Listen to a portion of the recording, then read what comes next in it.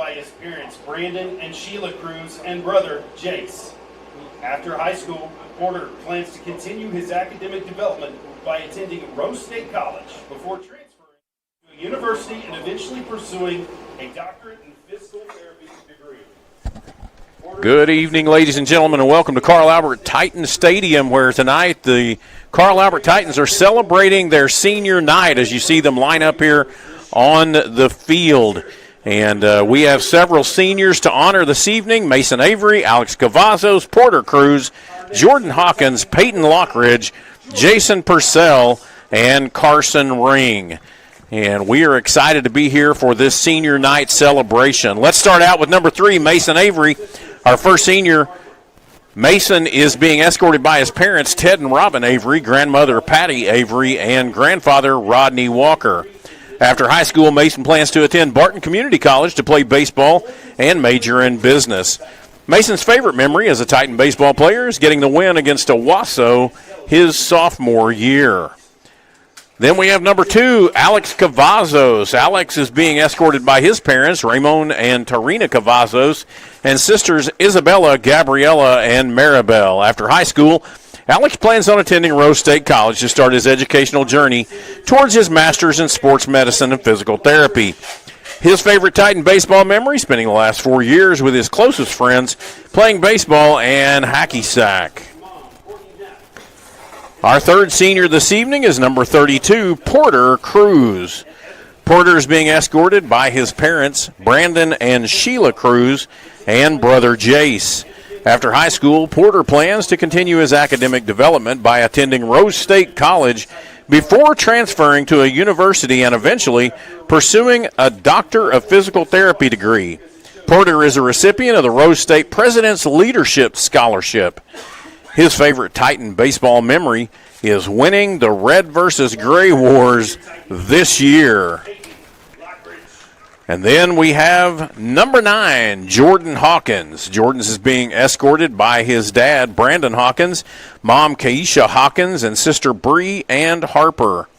After high school, Jordan plans to attend Barton Community College on a baseball scholarship and pursue a degree in business finance. Jordan's favorite memory as a Titan baseball player was winning the state championship in 2024 and celebrating with his teammates. Walking out to the lineup now is number 28, Peyton Lockridge. Peyton is being escorted tonight by his dad, Fletcher Lockridge, and his mom, Courtney Knapp, his stepdad, Joe Knapp, and his brothers, Noah, Jacob, and Evan. After high school, Peyton plans to attend college, continue playing baseball, and begin working toward a career as an orthodontist. Peyton's favorite memories as a Titan are winning the district, beating Stillwater after the rain delay, and battling against Owasso, because it showed just how good the Titans could be. Standing at the plate now is number 6, Jason Purcell. Jason is being escorted by his parents, Jason and Tracy Purcell, his grandmother, Judy Purcell, and his cousin, Justin Wagnon. After high school, Jason plans to attend college to continue his academic and baseball career. Jason's favorite memory of being a Titan baseball player was winning the 23 and 24 state championships and then going to eat after the game and practicing with the guys. Shaking hands with all of the players now, as you see on your screen there, and headed towards home plate is number 11, Carson Ring. He's our final senior. Carson is being escorted by his mom, Stacy Stewart, his sisters, Brooke Johnson and Bailey Eaton, his brother, Blair Ring, grandparents, Ray and Debbie Stewart, and Aunt Uncle Shayla and Shelby Long. After high school, Carson plans to attend college and play baseball and finish his certifications to become a firefighter. Carson's favorite memory as a Titan baseball player is getting to play high school baseball with several of the same guys he grew up with playing in Little League. And so there are your seniors for 2026. And again, just want to remind you of who they are. That is Mason Avery, Alex Cavazos, Porter Cruz, Jordan Hawkins, Peyton Lockridge, Jason Purcell, and Carson Ring. A great group of young men that have been playing here for Carl Albert, and we'll hate to see them go, but know that they are looking forward to moving on in their aspirations. Well, it's a fine night here as we prepare for the Jones Longhorns. They're here at Carl Albert High School to play the Carl Albert Titans. Both teams have had good, successful seasons this year. I believe Jones has also won their district as well, and they were second in the district. Okay, good year for them, and Carl Albert has won their district. And we are excited to be here. We've got Tracy Mussett with us this evening. He'll be doing the play-by-play, and so we're going to turn it over and let him handle all the business. So just, first of all, welcome to the Oklahoma Sports Network, and this is Tracy Mussett and Coach Kirk Norman. Happy to be here today. This is the first ever Jones Longhorn baseball game on the Oklahoma Sports Network. We've been carrying their football for a couple seasons now, and got to enjoy a state championship this last year for Jones football, but doing this baseball game here at Carl Albert today. Jones last week was in a Longhorn battle at Chisholm. Okay. Winner wins district, and it went to, I believe, 12 innings. Oh, wow. And Jones come up on the short end of that one, if I'm not mistaken, and Chisholm won that district. But we're going to have I believe, an exciting game here today. When you're talking 5A versus 3A, you may automatically give the nod to Carl Albert, but baseball is a different kind of game. Yeah, absolutely. Baseball is a different kind of game in that regard, and one of the things you get now, Jones has a very good football team, won the state championship this year, and but many of your smaller schools that do not play football, they play fall baseball, and so baseball and basketball are king in a lot of those schools. And Jones has a long tradition of good baseball, and so we're excited to be here this evening to watch this game. Kind of an game, kind of putting together some things, getting ready for regionals, and that's what these teams do is they reach out. Now, there is a Carl Albert connection here as well. Absolutely, and we've got some information here, by the way. Jordan Ray, who coordinates our broadcast for Oklahoma Sports Network with Middale Schools, did a great job of reaching out to Coach Jared Price at Jones Baseball and getting some information. And so we've got 2.5 pages of notes, including some questions. Coach Jay Price, a recently retired boys basketball coach at Carl Albert, and the father of Jones baseball coach Jared Price, will be joining us today.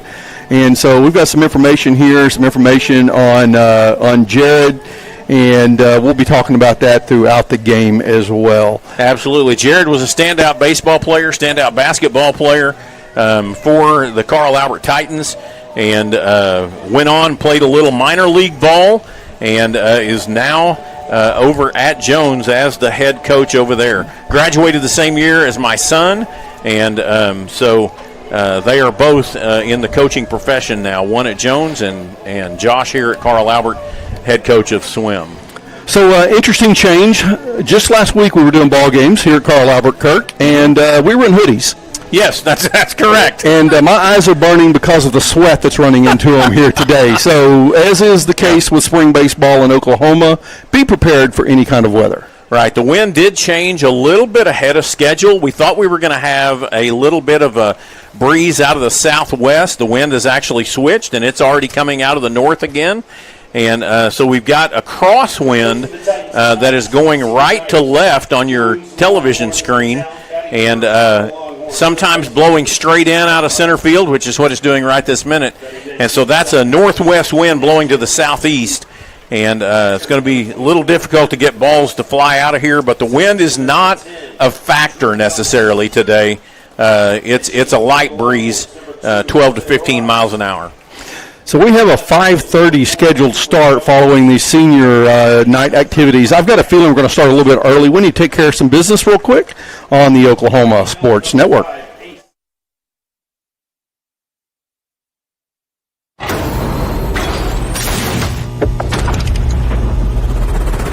This is a presentation of the Oklahoma Sports Network. Any other use of this telecast or any pictures, descriptions, or accounts of the game without the Oklahoma Sports Network's consent is prohibited.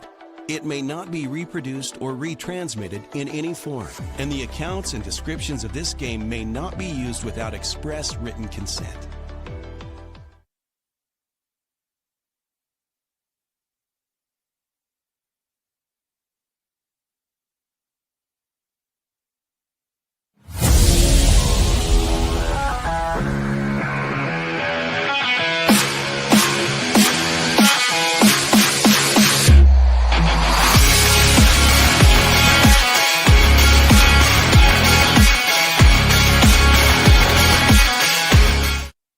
College is more than just going to class. College is a journey. It's meeting new people and making new friendships that will last a lifetime. It's learning from professors who care about you and your success. And finding out it can be really fun and rewarding. It's discovering that thing you want to do for the rest of your life. Cameron University is all about helping you grow and succeed. Because your success is our success.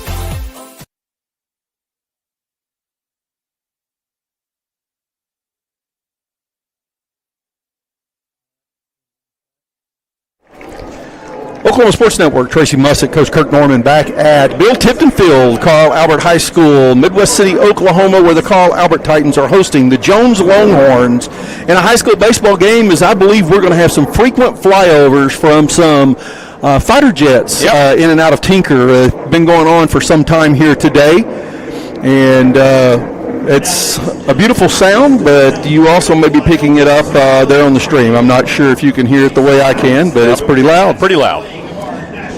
We are about to have the national anthem here, so we'll go back to hear from another of our sponsors and then come back for the starting lineups on the Oklahoma Sports Network. At Tommy's Express Car Wash, we know how to love your ride. Try the Works Wash with our signature 14-step cleaning process, engineered to shine and shield your car from the elements. From breaking down dirt and bugs with our Detox Pre-Wash to restoring your vehicle's finish with our ceramic body wax. Give your car the best with our Top Wash. Then complete the clean with free vacuums and mat washers. Download our app and get your first 30 days of the works for free. Tommy's Express. Love your ride. Hail, call Cantrell.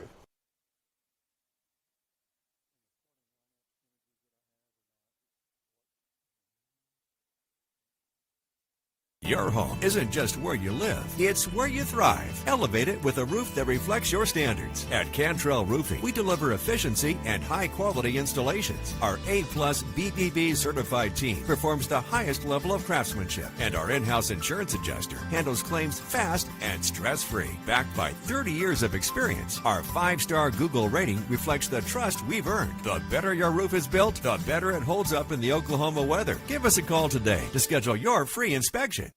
Always remember, God hail, call Cantrell.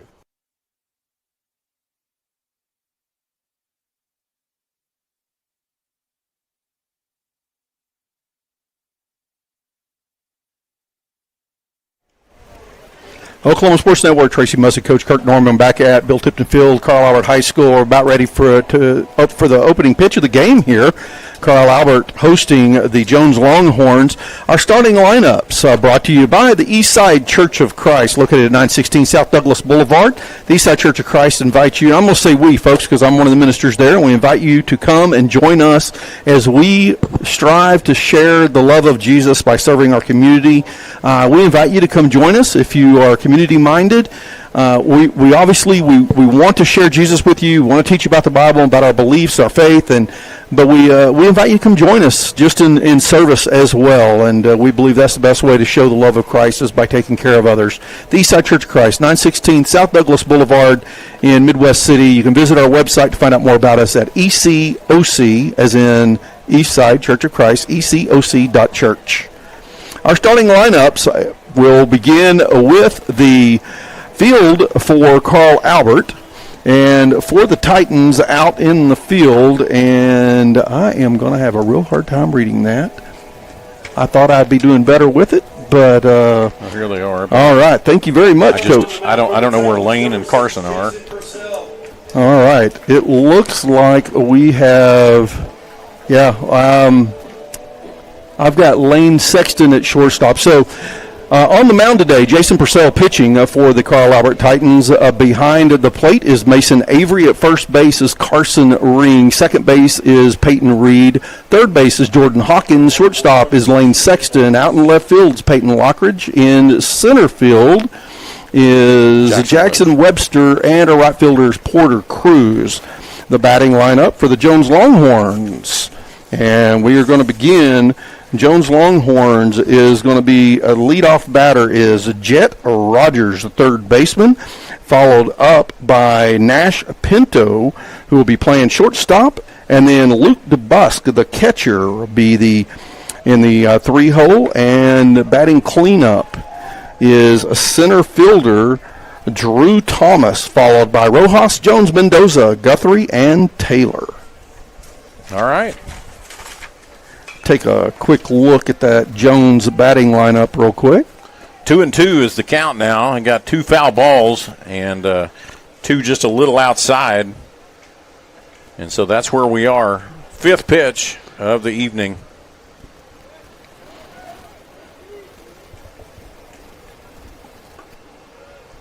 High and outside. So full count? Yep. Wow, got there in a hurry, didn't we? Sure did. Sun beaming down. Nice hit into center field. Webster comes in, cannot make the play. Going to be a stand-up double there for Jet Rogers. Well, he slides anyway. Yeah. Yeah, it's fun to slide, right? It is. We talked about that last week, I believe. Sliding out here on this turf. Next for the Longhorns, number 8, Nash. Number 8, Nash Pinto comes up. Nash Pinto. Nash Pinto. That's quite a name there. So as I said earlier, this is the first ever Jones baseball game on the Oklahoma Sports Network, coached by Jared Price. Coach Norman was talking about Jared a little bit. Class of 2013 at Carl Albert High School, 2 state titles, 2012 and 13. Played college ball at Oklahoma Christian. Played semi-pro ball as a pitcher for several years. Even did color commentary for a few Carl Albert games 2 years ago on the Oklahoma Sports Network. Pitching coach at Southmore last year. Really enjoyed it. Decided he wanted to do more coaching, and Jones' opening was pretty quick. He got that job within a couple of days, and doing a great job at Jones this year.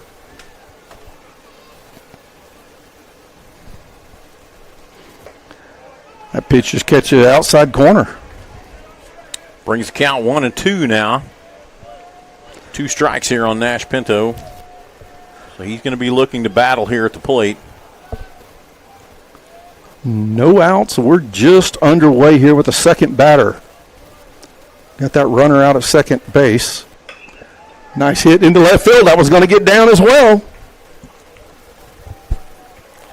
That's going to move the runner over to third base. And so runner on each corner. Pinto gets the single.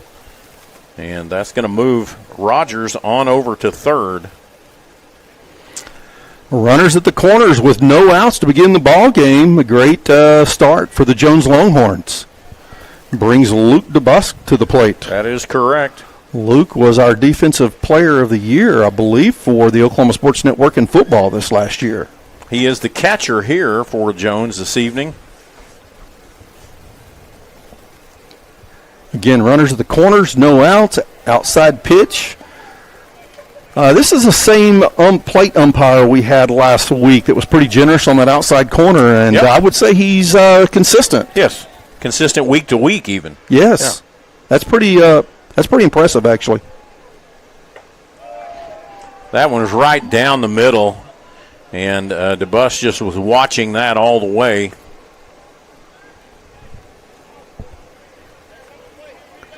These teams about ready for regional action just right around the corner for both of them. Both teams will be hosting regional play. Inside pitch just brushes the chest of Luke DeBusk. I think it may have caught a shirt and no skin, but nonetheless, he gets a base on balls. And we're loaded up with no outs. So first hit by pitch, 3 batters up, 1 double, 1 single, and a hit by pitch, and loaded up, as you said. That brings to the plate now Drew Thomas. Right back up the middle, possible double play, got 1. And the slide comes in and takes the legs out of Reed at second base. He's not able to make the throw. They did get 1 out, but 1 run also scores. You said that DeBusk was the defensive player of the year. He showed it right there a little bit. Went ahead and went to the legs of the second baseman. Good defensive play while on offense. Play, yeah.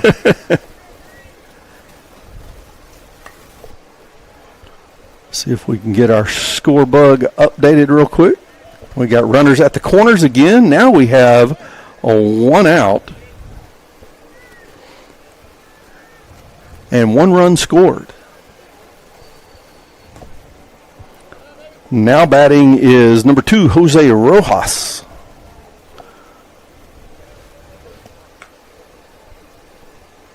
Ball 1 is the call.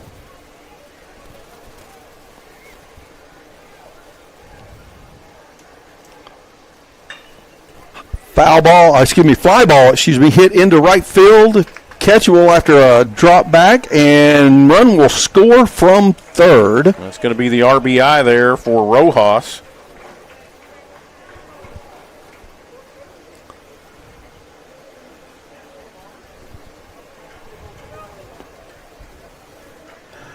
Runner at first now with 2 outs on the board. 2 runs scored here in the top of the first by the Jones Longhorns.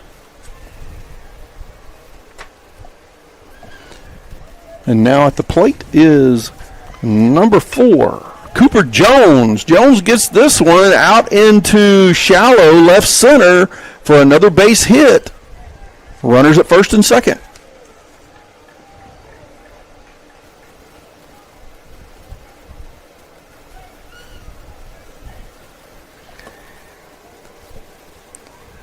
Two runs scored, 2 outs on the board, runners at first and second for the Jones Longhorns.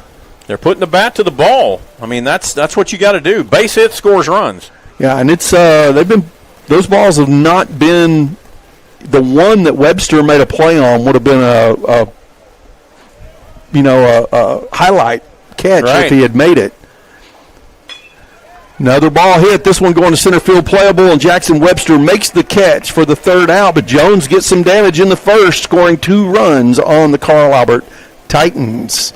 Going to the bottom of the first inning, and folks, I was negligent in reminding you that the sponsor for the top half of the inning was Buffalo Wild Wings, located at 5500 Tinker Diagonal in Del City. Buffalo Wild Wings, where every day is game day.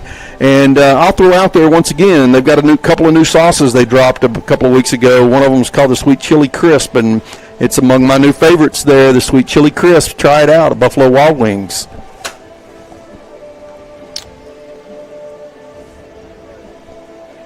Okay, well, Carl Albert's got some work to do.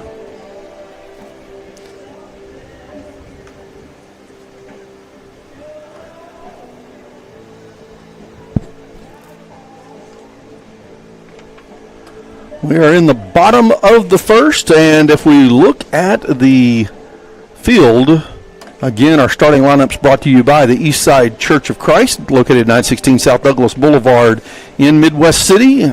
Learn more about us at our website at ecoc.church. The field for Jones baseball. Behind the plate today is, on the mound. Let's start there. On the mound today for Jones is number 2, Jose Rojas. Did I get that right? Yeah, yes. There we go. Number 2, Jose Rojas.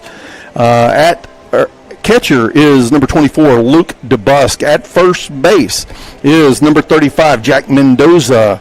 At second base is number 3, Jose Taylor. At third base is number 16, Jet Rogers.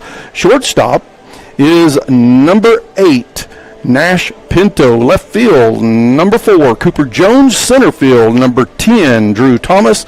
And your right fielder is number 5, Ace Guthrie. Coming to the plate for the Carl Albert Titans. The lineup is Peyton Lockridge, followed by Jordan Hawkins and Jackson Webster. Cleanup batters Mason Avery. Then it's Lane Sexton, Carson Ring, Jason Purcell, Alex Cavazos, and Porter Cruz. Now batting for the Titans, number 28, Peyton Lockridge. Lockridge steps up to the plate. Rojas on the mound, ready to go here in the bottom half of the inning. Jones leading 2-0 on the Carl Albert Titans.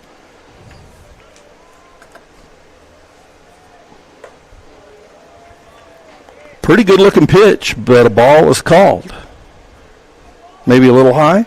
Looked like it was just a little bit inside that time. That one looked perfect. And the umpire agreed.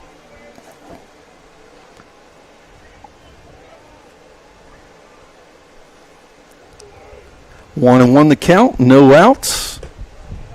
And that one just a little bit outside. He didn't give that outside because it was a little bit higher that time. 2-1. There's a nice hit ball out there to right field, and it is caught for the first out of the inning. And making that catch cleanly out in right field. Is that Ace Guthrie? That is. First out here in the bottom half of the inning. Jordan Hawkins. Bottom half of the inning sponsored by Patrick Newby Farmers Insurance, a local family-owned agency since 1978.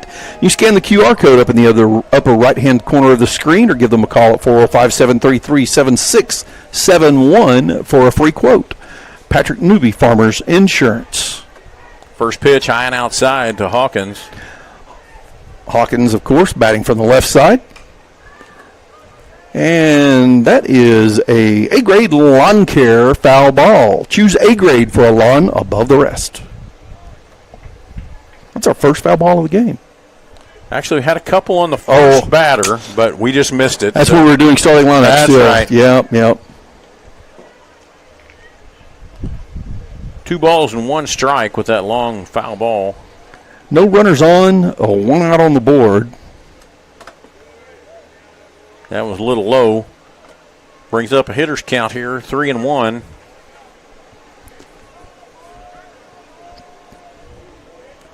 Top of the lineup for Jones. Put the bat on the ball, some base hits, scored a couple of runs in the top of the first. That one's outside. Hawkins will take his base. So that puts Hawkins over there on first base, and that's going to bring up Jackson Webster then. That is some speed at first as well. Absolutely. Runner at first, 1 out. Jackson Webster, phenomenal baseball player, but an all-sport athlete here for Carl Albert. Absolutely. Part of the state championship football team, part of the state runner-up basketball team, and part of this state championship aspiration baseball team now. Bat on ball, that is an A-grade all-on care foul ball.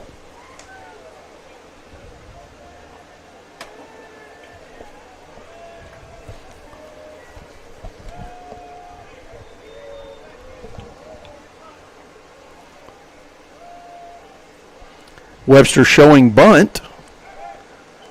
Throw back to first. Hawkins dives back.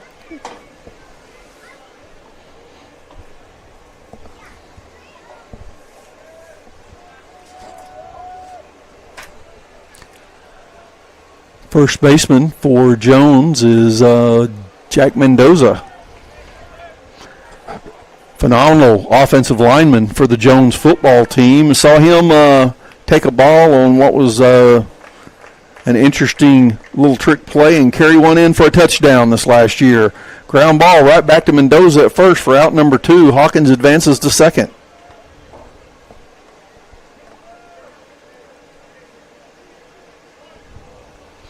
Runner scoring position now for the Titans. 2 outs on the board. Now stepping to the plate for the Titans, number 3, Mason Avery. Mason, go ahead. Go ahead. Mason Avery comes up to the plate. Mason usually does a good job of getting the bat on the ball. Hawkins is in scoring position, just as Tracy said. He's got speed. Need a base hit here. Yep. Base hit scores runs. There's an A-grade lawn care foul ball.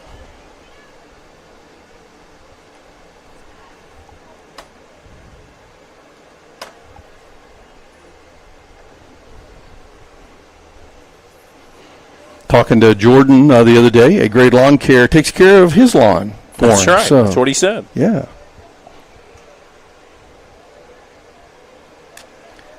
Avery set. Rojas is ready. Takes a look at Hawkins back at second. Hawkins, pretty good jump.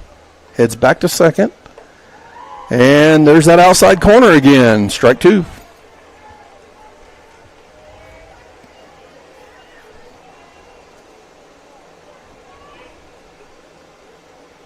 I think you're trying to get used to a little bit of speed here of Rojas. It's not that the ball is coming really fast. Hard one to let go. It is. It was right up there about the numbers, and sometimes that's a difficult one not to take a swing at. 1 ball, 2 strikes now. We are in the bottom of the first inning. 2-0 the score. Jones on top. That one's Hawkins too is far. on his way, and he's taking third. Good call. That pitch just a little too far outside. 2-2 the count. Well, a base hit definitely scores a run at this point.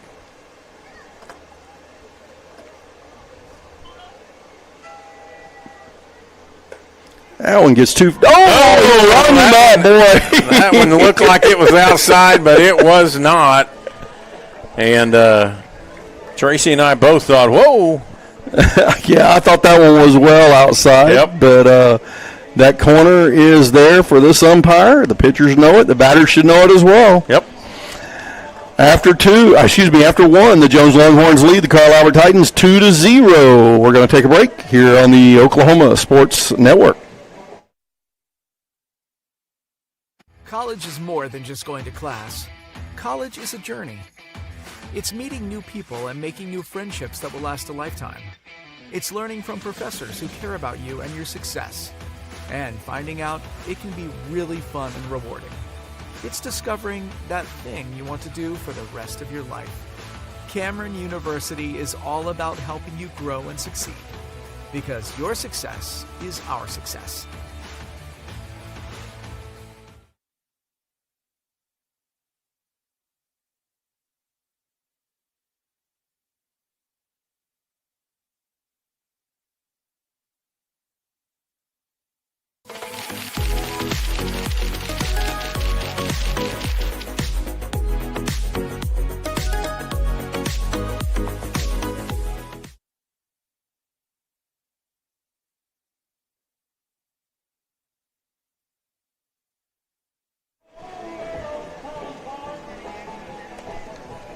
Oklahoma Sports Network, Tracy Mussett, Coach Kirk Norman back at Carl Albert High School, Bill Tipton Field. It is the Carl Albert Titans hosting the Jones Longhorns. Jones scored 2 in the first, held Carl Albert scoreless. Scores 2-0 here in the top of, see if I can get this cleared up, top of the second. Jason Purcell on the mound for the Carl Albert Titans. And Ace Guthrie, a right fielder, at the plate for the Jones Longhorns. Now batting for the Longhorns, number 5, Ace Guthrie. On deck is Jose Taylor. Taylor, the second baseman, and not a big guy, but man, what a phenomenal weapon as a small running back for them on the football field. And of course, 2A1 football, 3A baseball here. All sport athletes all the way around. 2-0 the count. Of course, no outs. This is the leadoff batter of the second inning. Inside pitch, make it 3-0. One low, one outside, one inside. All the way around the strike zone. Outside corner's a strike. I think we're going to nickname this umpire outside corner. Outside. There is an A-grade lawn care foul ball. That makes you catch up real quick then. Got one strike and a foul, and we've got the full count here for Guthrie. And Guthrie was showing bunt with the bat really high on that earlier low and outside corner. Now chops that one right back the middle. Should Got be a base hit. He got there. Yeah. Showed some speed. The throw comes in. A great job of making the catch at first by Carson Ring, but about a quarter of a second too late as Guthrie gets down the baseline. Good job there, too. Even though we didn't get the out, Lane Sexton showed that he's got some wheels. He was spanning some ground over there and kept that from going into the infield, or going out of the out of the infield into the outfield. Jose Taylor now batting for the Jones Longhorns with Guthrie, the base runner, at first. A little too low on the outside corner. Ball one.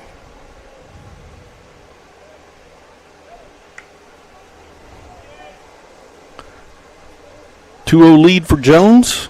Top of the second. No outs.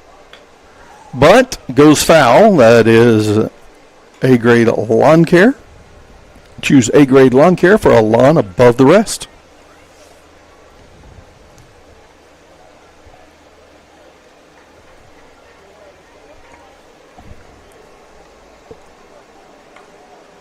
I'd like to say that Price has come out here wanting to play a little small ball, but in that first inning, they were putting them right out there outside of the infield, so there's no small ball to that. We've seen both of these guys turn. That was outside. Turn as though they were going to bunt.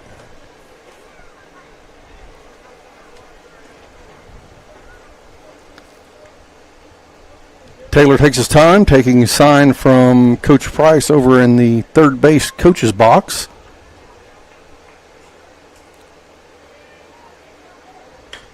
Hard hit ball, center field's out over the head of Webster. Yep, it is. He had played way in shallow, and that one got over his head. His first steps were in. That's going to score a run all the way from first base. That is an RBI double for Jose Taylor. Yeah, and you mentioned there at the end of that, not only was he playing shallow, but he stepped in first, didn't he? He did. Took 2 steps in before he ever started. Scoring another run for the Jones Longhorns, now leading 3-0. That gets us back to the top of the order then.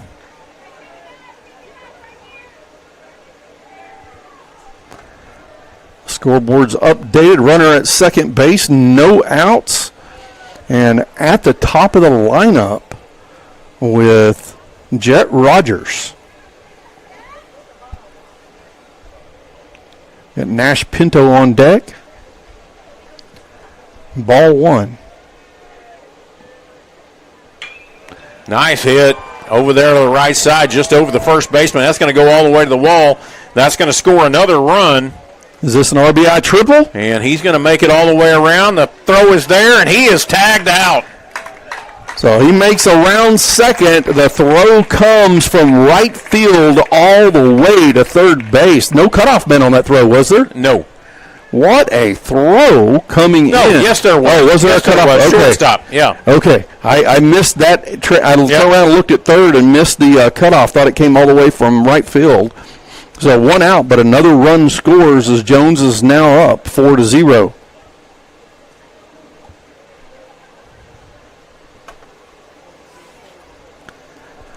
The umps are going to talk for a minute. Wondering what the question might be on this play is Coach Price looks very interested as well, does he not? Yeah, he does.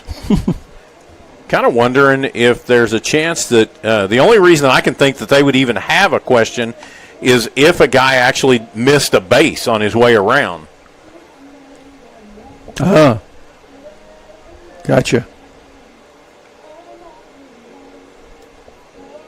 In this kind of deal, he was tagged out at third anyway, and so if he missed the base, if he missed second base, say, for example, he would have been out because he had actually touched third base. But when he was tagged out at third base, it kind of becomes a moot point at that point. Or unless it was the run that scored that missed the tag. Yeah, but that would have been coming from second through third because he had a double. A fly ball. That one's coming backwards over the backstop. That is an A-grade lawn care foul ball. Kind of glad missed us.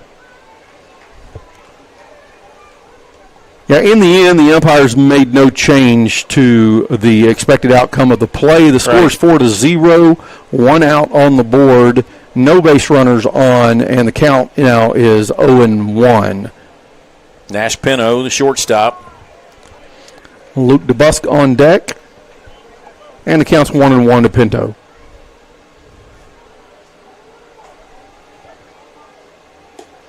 High pitch, make it 2-1.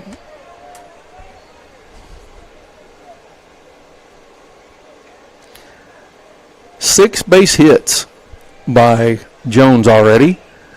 And that one gets up, and another A-grade lawn care foul ball. No strikeouts in the game so far by either team. Nope.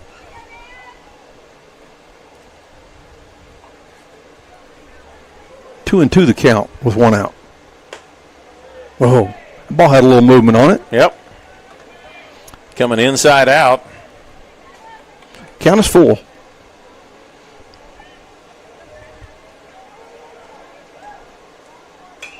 Hard hit ball. That one going to left field and playable. Is it short? Lane Sexton will drop back and misses the ball as it bounces out of his reach. Left fielder probably should have been calling him off of that one. Absolutely. Coming in all the way, and I know the shortstop wants to get out there and make a play, but he doesn't have the best angle on that. Yeah, he's running backwards trying to find the ball, and your left fielder should have had a clean line of sight on it the whole time. Yep. So man safe at first now with 1 out. And a hard hit ball going to left center. Going to make it to the fence. Could it score another run, or will he hold up? He's going to hold him. That is a double for Luke DeBusk. So DeBusk was hit by a pitch his first time at bat and thrown out on a fielder's choice. And this time he puts bat to ball and drives it all the way to the left center wall. Advances the runner around to third base. And again, with 1 out, all you got to do is put the ball in play. Drew Thomas coming to the plate. Drew have a single his last at bat? He did. Ended up being left on base. Purcell checks his runners. Again, 1 out. Runners at second and third. A 4-0 lead for Jones. Hard hit ball. Lane Sexton lets that one get through. Boy, it looked like it went through a hole in his glove. It absolutely did. And I mean, I'm one of those guys that believes if you can get your glove to it, it becomes an error. But I think that would actually be scored as a hit. Thomas comes sliding in at second, safely just beating the throw and 2-run score. That is a 2-run double for Drew Thomas and brings Jose Rojas back to the plate. Score now 6-0 Jones. Jones came to play. They did. They like the heat.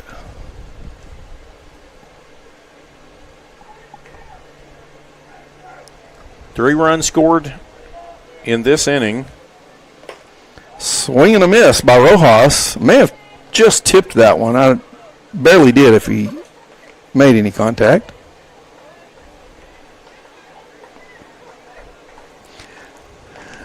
Owen won the count with 1 out. Runner at second.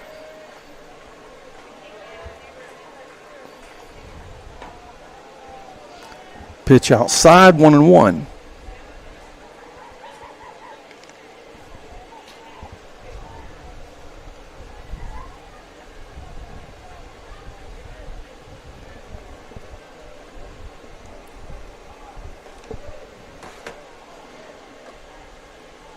Purcell stepped off the plate again to regroup.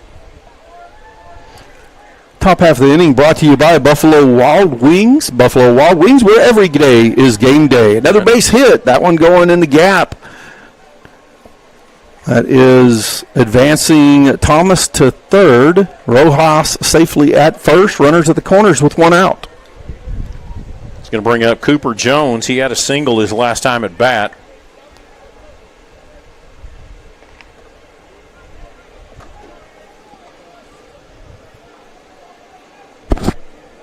Jack Mendoza on deck.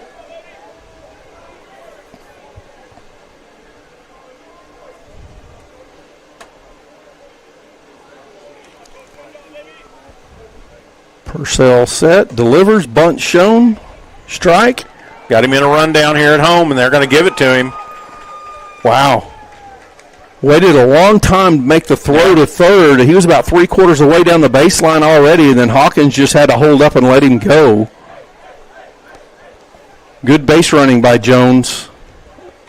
A mistake on defense by Carl Albert gives up another run. 7-0 the score down in the top of the second.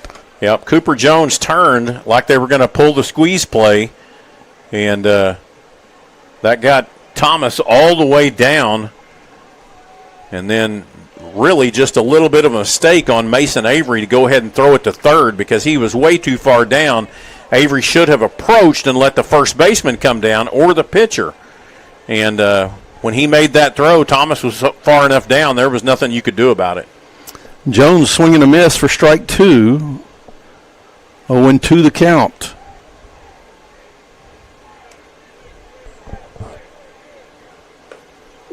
Just a bit outside. Just a bit.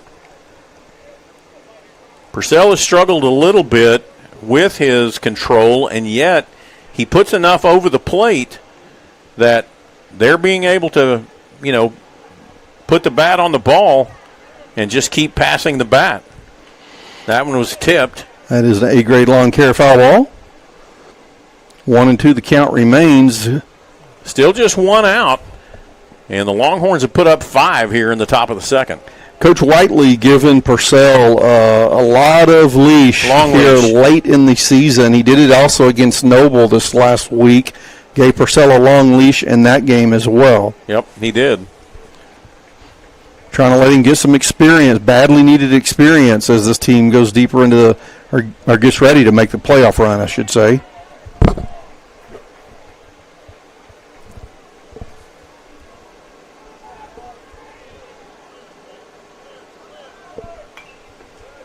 Foul back against the screen. Another A-grade lawn care foul ball.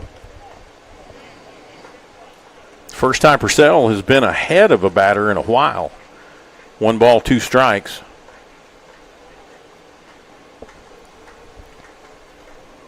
Cooper Jones battling here. When you've got 5 runs plated, you got to, as Purcell, one of the things that I would have to tell him as a pitching coach is you don't worry about the guy on second anymore. You got to come to the plate and make something happen. That's what it does right there. Swing and a miss.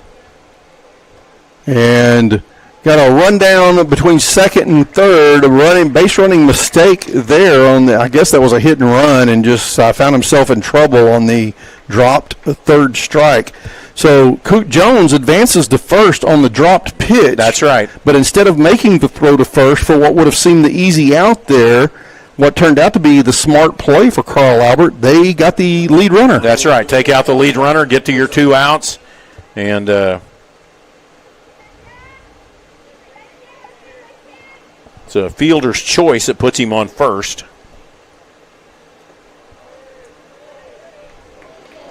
Strike 1 delivered. This is Jack Mendoza at the plate. Flew out his last at bat. Ace Guthrie on deck. Low and outside for ball 1.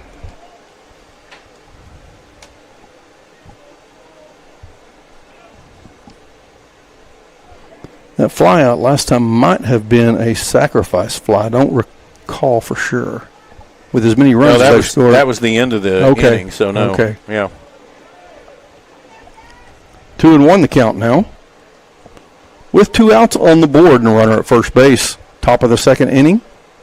7-0, Jones leading Carl Albert.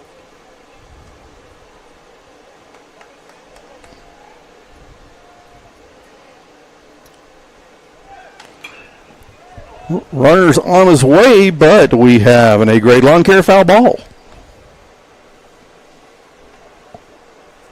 Evens up the count, 2-2. Mendoza, he likes to swing. Most of these guys do in the green jerseys, sure right? Looks that way. I say green jerseys. They're actually gray and black today, but got the green numbers.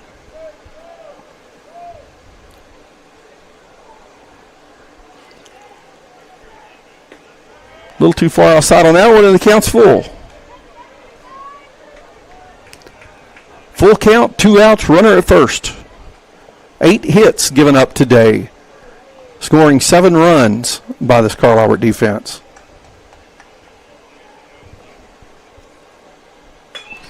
Hard hit ball. That one's going to get past and go all the way to the fence. That's going to score one more run. Mendoza's going to be a stand-up there at second base. And Cooper Jones comes around, scoring the run. The score is now 8-0 on 9 hits.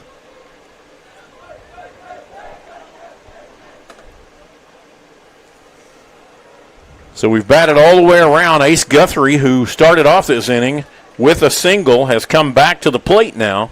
And here comes Coach Whiteley. And going to have a conversation with Purcell. Looks like we're going to take the ball from him this time on his first trip to the mound. Coming in now is number 13. That is Jackson Ritchie. Jackson Ritchie. I know some Ritchies at Carl Albert High School. You are correct. And he is a sophomore. And well, he's got a little speed on that first pitch. His dad happens to be the state champion girls basketball coach. Getting to know him a little bit this last year, a little more so than in previous years, and not just because they win and he's won a state championship, but getting to know him as a man, getting a lot of respect for Coach Ritchie. Mm-hmm. So, we've got the warm-up taking place with Ritchie out here on the mound. We're going to take a quick break on the Oklahoma Sports Network.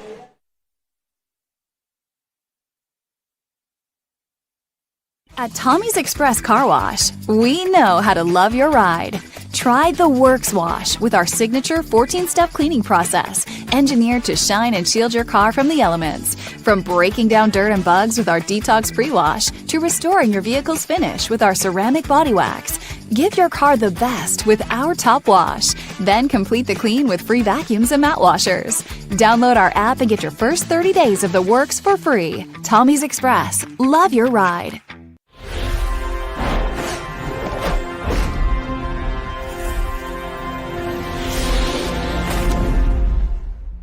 You're on. Oklahoma Sports Network, Tracy Mussey, Coach Kirk Norman back at Bill Tipton Field, Carl Albert High School, where the Jones Longhorns are putting on a display here in these first 2 innings. We're in the top of the second. Jones is at the plate with the runner at second base, 2 outs on the board, but they've already plated 8 runs in this game, leading 8-0 over the Carl Albert Titans.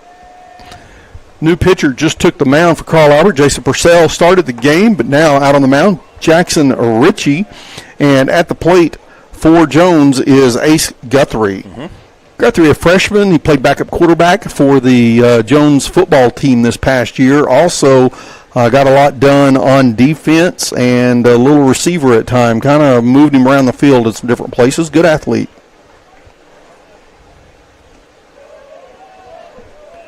And the count's 1-1 to Guthrie.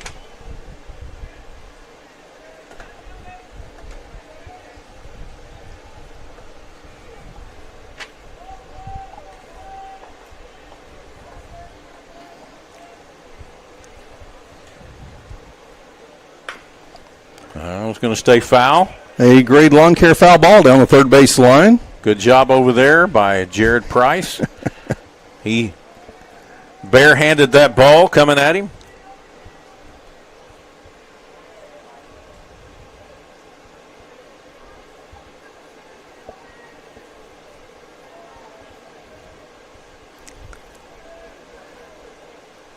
swing and a miss by Guthrie, and that actually was strike 3, and that is the third out. We're going to the bottom of the second. Carl Albert badly needing some offense to make this a game as they trail 8-0 after 1.5 on the Oklahoma Sports Network.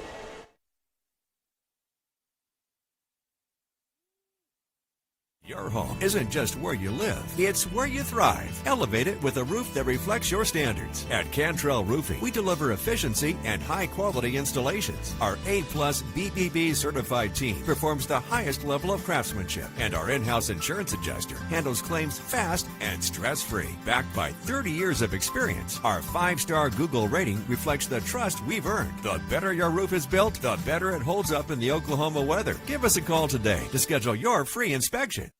Always remember, God hail, call Cantrell.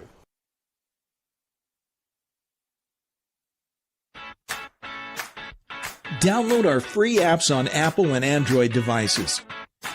Plus, find us on Roku, Amazon Fire, and Apple TV. Search Oklahoma Sports Network and watch from anywhere.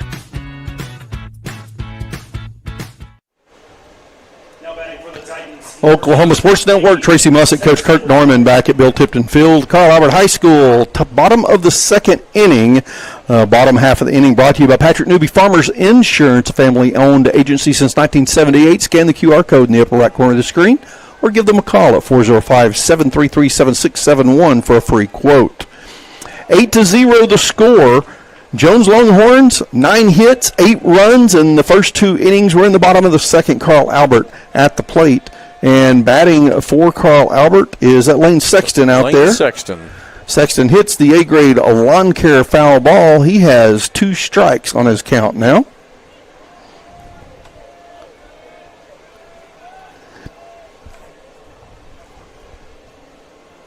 Sexton followed up by Carson Ring and then Jason Purcell. Yeah, Jason, we'll see if he is actually going to hit. There's one through the 5-6. Base hit for Lane Sexton. That's the first hit of the game, as while they had a base runner on in the first, that's the first hit of the game for Carl Albert. Yeah, that first base runner was a walk that was given up to Jordan Hawkins. Lane Sexton's got the single. Carson Ring is at the plate. Good start here in the bottom of the second for Carl Albert. They started, the leadoff started with an out in the first inning. Mm-hmm. And there's the A-grade lawn care foul balls. That one just goes back over the catcher's head.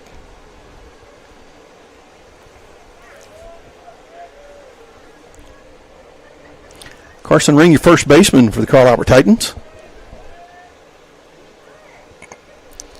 Mendoza ready at first. And pitch right down the gut. Strike 2.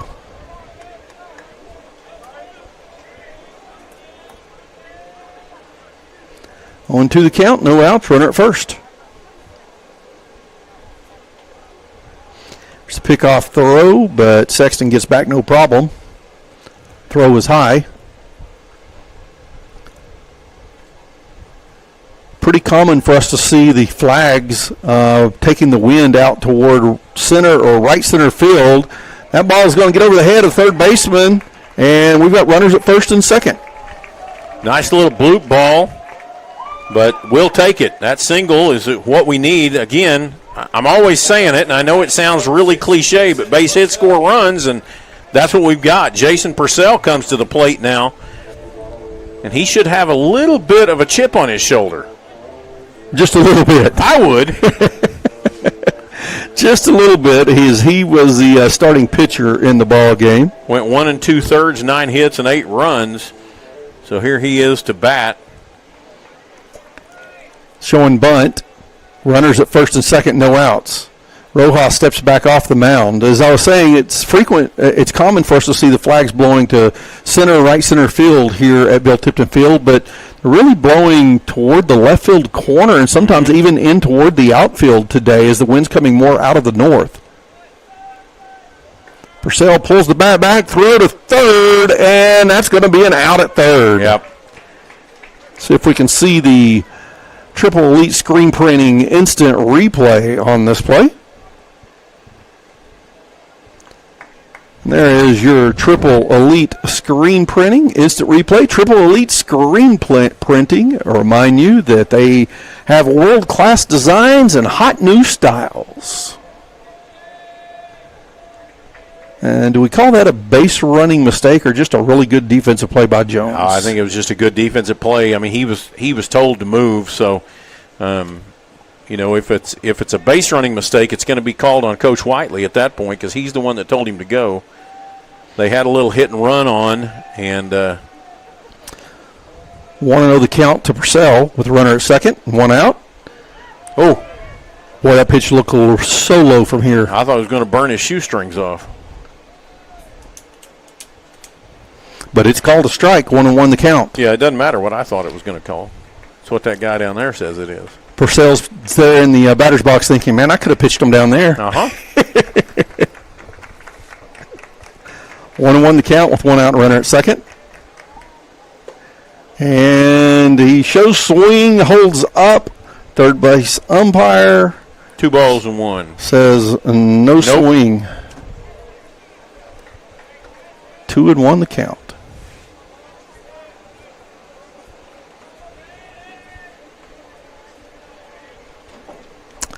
Notice the flags here at half staff today, and I've missed that order. I have too. That one was a little low and outside. Caught Purcell chasing it. Evens up the count, 22.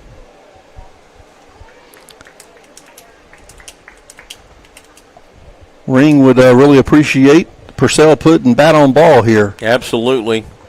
Not to mention Coach Whiteley and the Carl Albert fans would appreciate it as well.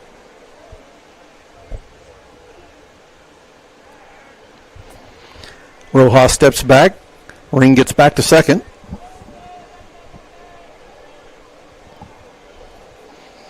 I wonder if you're a player or a coach standing out there on the artificial turf, if it's hotter than the dirt and grass of a natural field. I assume it might be a little hotter. I think it is. I mean, anytime I've played on turf, it's always a little bit more warm. And you've got the issue here. Now, this is a little bit better than what they have at the football stadium. The football stadium's got the rubber beads. And he takes that, and he goes down with a walk there. And that puts runner on first and second. The little rubber beads, they actually heat up and will hold that heat a little bit. This is sand. And so the sand does not get quite as hot as the rubber beads. That makes sense.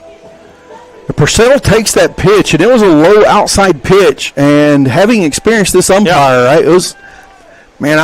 I'm a little shocked he got the call, actually, and got his base on ball. It's a base hit just inside the right field line. That's going to score a run, or it should score a run at least. It's going to be close.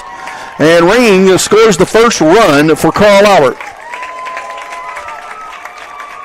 Runners advance to second and third. That was Alex Cavazos. Yes. A DH with that hit into right field. Carl Albert is on the board.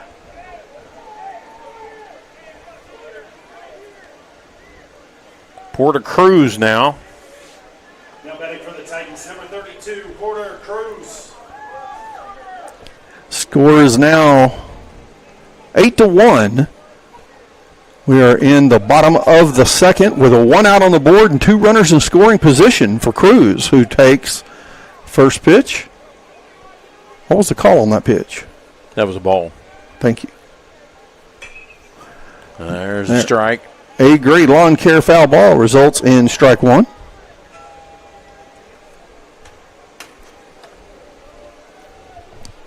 Three hits here in the bottom of the second for Carl Albert. Oh, outside corner. That was a good pitch. That looked good. 1 ball and 2 strikes. 1 out. Rojas delivers inside. Cruz ducks his head and lets that one sail over.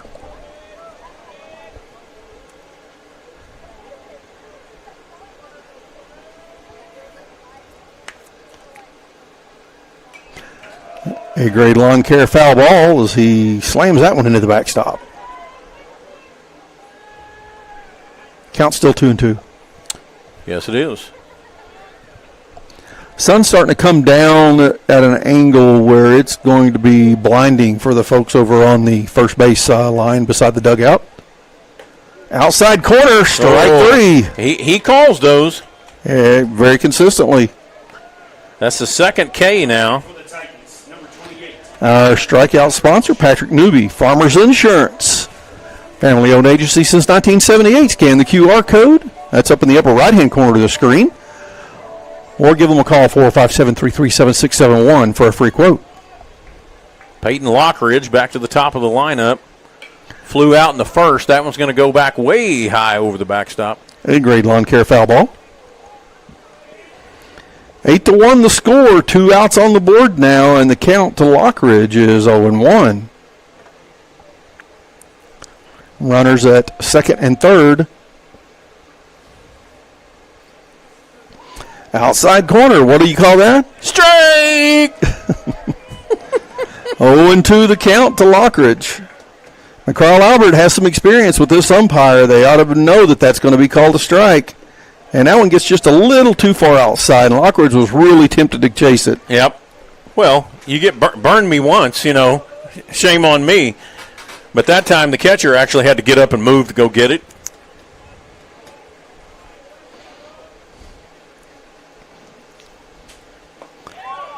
Woo, little too low. Boy, it looked like a pretty pitch.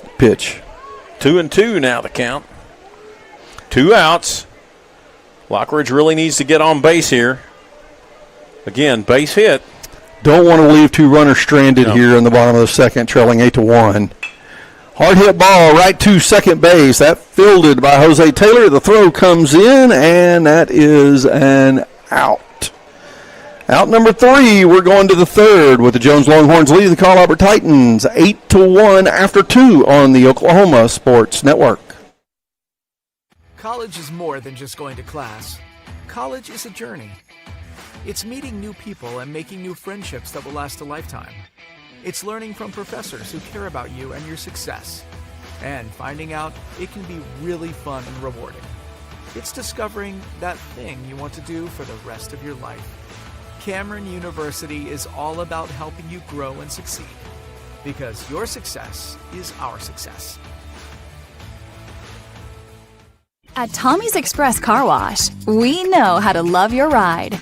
Try the Works Wash with our signature 14-step cleaning process, engineered to shine and shield your car from the elements. From breaking down dirt and bugs with our Detox Pre-Wash to restoring your vehicle's finish with our ceramic body wax. Give your car the best with our Top Wash. Then complete the clean with free vacuums and mat washers. Download our app and get your first 30 days of the works for free. Tommy's Express. Love your ride.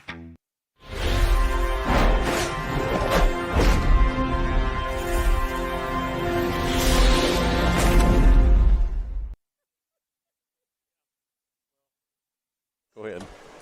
Oklahoma Sports Network, Tracy Mussey, Coach Kirk Norman back at Bill Tipton Field, Carl Albert High School.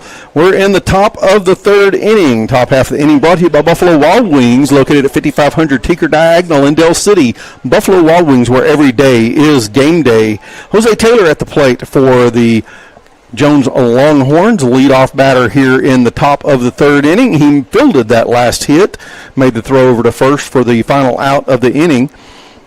The score is 8-1. Jones on top. Jones with 9 hits in 2 innings. Carl Albert, no hits in the first, 3 in the second, plating 1 run, 8-1 the score, and the count now to Jose Taylor is 2-0. And that one just a little too far outside. Jackson Ritchie on the mound for the Carl Albert Titans. He took over during the second inning. 3 balls to start off this inning, and he throws that one hard and outside, ball 4. So Taylor had a double his first time up, walked this time, and that's going to take us back to the top of the lineup with Jet Rogers, who hit a double and an RBI triple and was tagged out at third base. So it really wasn't a triple. It was a coming to the plate now for Jet Rogers. That's what you were just saying. Thank you. I did. There looked like a strike. You know, when I'm chasing other information, I'm trying to listen, but I miss it sometimes. Never happens to a coach, right? Coach Jay Price in the press box with us now, and 1-1 the count for Rogers. We'll get a headset on Coach Price here in just a minute and have a little conversation with him. Looking forward to it. A little high. Boy, pretty pitch. Hard to lay off, but Rogers knew what he was doing. Ball 2.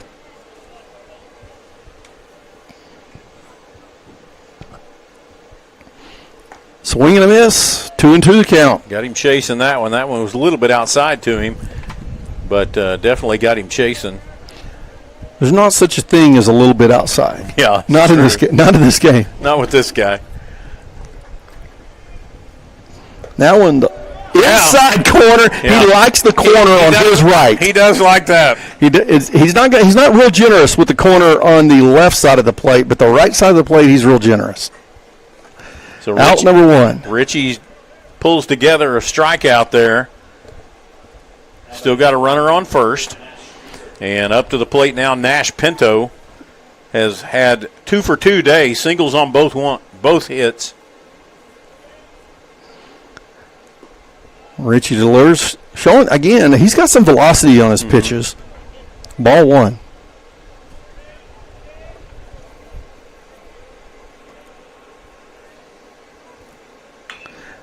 Swing, chopper right down the third base line. Hawkins fields the ball, makes the throw to second. Yep. Turn to first is a little off target, and maybe it would have been a little late anyway. It had been close. They get the leadoff runner, 2 outs, runner at first.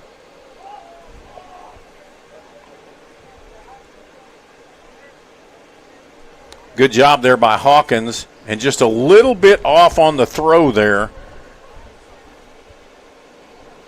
Luke DeBus coming to the plate. Hit a hard hit ball that went to the fence in his last at bat. Batting for the Longhorns is number 24, Luke DeBus. Drew Thomas on deck.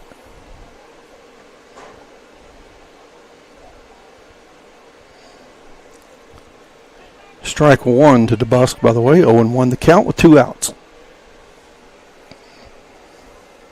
Purcell stayed in the game and went to second base, and he was the one I was saying was just a little bit off on the throw. Get the quick one, and he got him, and that'll be the 3rd out of the inning.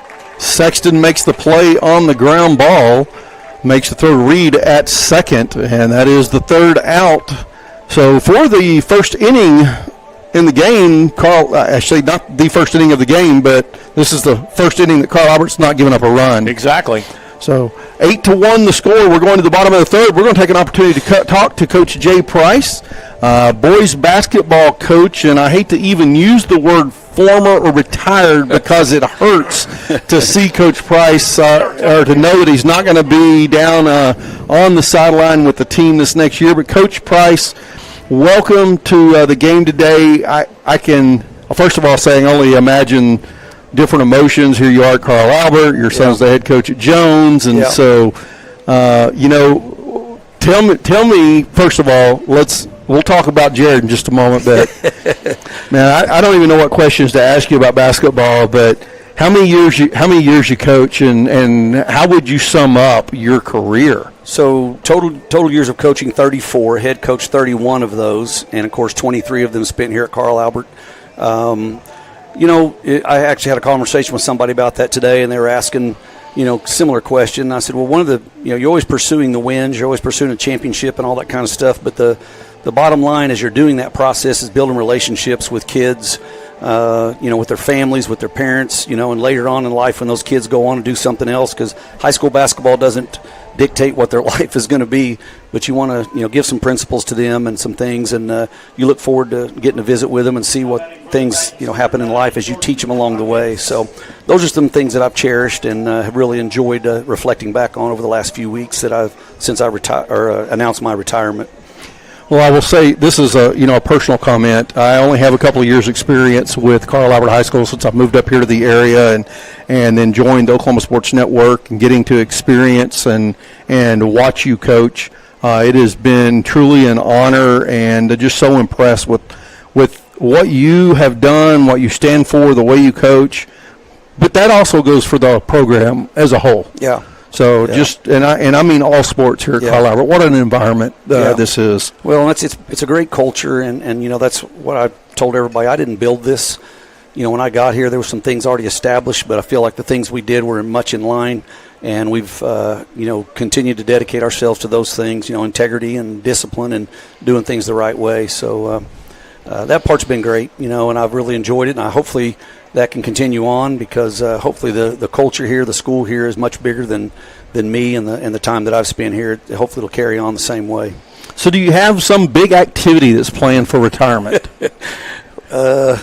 Right now it's a big nothing. I don't really have anything in line. I know that I'm going to have a lot of time off really quick as soon as school ends because there will be nothing in June that I usually am full of June, and I'll see what happens here with Hawkins with this next pitch before I comment.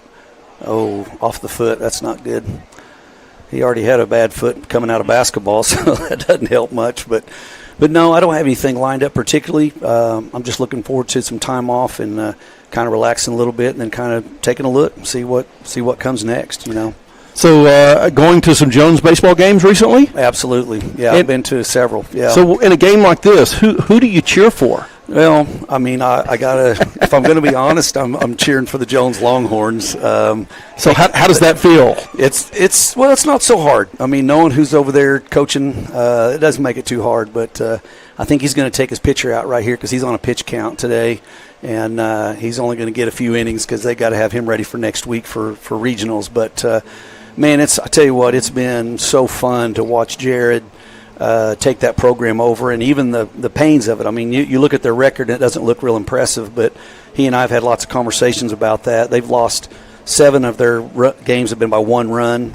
Another 2 games have been by 2 runs. So 9 of their games have been by 2 runs or less that they've lost, and they're playing really good competition. He's got a great group of kids, loves his kids, and I think they're good enough to make a run, a pretty good run in the state tournament.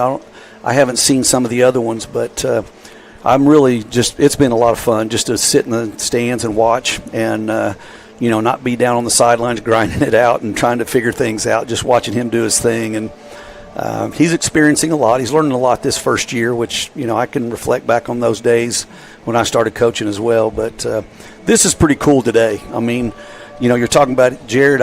I played on this field. Now, not this turf field. It was dirt and grass, which is what I'm used to. But I played on this field back in the day for the man that the field is named after, Bill Tipton, and had some great times here. Really enjoyed the game of baseball. My 3 sons, including Jared, all went on to play at Oklahoma Christian. So being a basketball coach, I had 3 college baseball players out of my sons. So not sure how good a coaching job I did in basketball, but they were all good baseball players and, got to play for all their years they were there. Really enjoy. I love the game. I love watching baseball. It's one of my favorite things. And so being a part of it here, just to get to watch some of our, I say our kids. Jordan Hawkins, is one of my basketball players. Jackson Webster.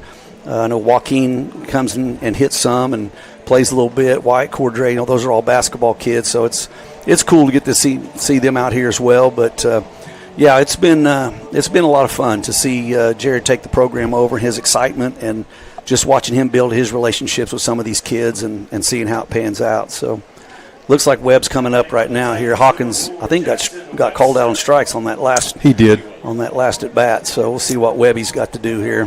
So who do we have on the mound now, Kirk? Right now we traded out for Ace Guthrie. Ace Guthrie. Right field. Okay, Ace Guthrie coming from right field down on the mound for the Jones Longhorns. So, Coach, back to your coaching experience, and now I don't know if this might be a difficult question, but how did you know when it was time to step down? That's actually a great question. It's something I've obviously just with my age and the number of years I've done it, I started looking at, a couple of years ago of, hey, when is the right time? What do I need to do? When do I think this is going to be right? And what's it going to be that dictates to me that it's time to move on? And Honestly, I can't pinpoint it to one thing, but I can just noticing the change of how the game is going. Kids bouncing around from school to school. I've spent my 23 years here trying to build a culture of kids coming from Soldier Creek and Barnes and Schwartz and Carl Albert Middle School to Carl Albert High School and going and winning with those kids, and that has been fantastic to be able to do that. But that has changed so much now to where you go play somebody and those kids haven't even been at the school for a full year, and they just come in to play basketball and that's it. And winning is winning. Winning is great. I love winning, and we've been fortunate enough to do a lot of it here. But I want to win with our kids, and just seeing the change of that in the way that things are going kind of discouraged me a little bit, and it got to where probably late in the season I could feel that I really wasn't loving going to practice like I did in the past. Wow. It wasn't that passion that I had. And there's two things there. One, I shouldn't be doing something that I'm not passionate about, and two, the kids deserve somebody that's going to be in there. And it wasn't that I was cutting corners or any of that. I mean, I've got a great staff, and those guys were doing their job, and I was doing my job. But I could just tell. And then, I got to the end of the season there, and we knew we were good enough to have a chance to win it and get to the finals and get to play in the championship game in the brand new arena and all that. And, I had already kind of had in my mind this might be it, but I wasn't 100% sure. And even losing, that you hate to lose, but still getting to finish your career playing in the championship game of everything you pursue, each year was pretty cool. But I'll tell you, one thing that really put the whole thing in perspective, and I won't say this is the reason why I made the final decision, but, I walk off the floor and we just lost this overtime game by 1 point, on just a crazy ending and all that. And my 3-year-old granddaughter says, "Hey, Pops, can we walk out on the court?" It's like, this doesn't matter.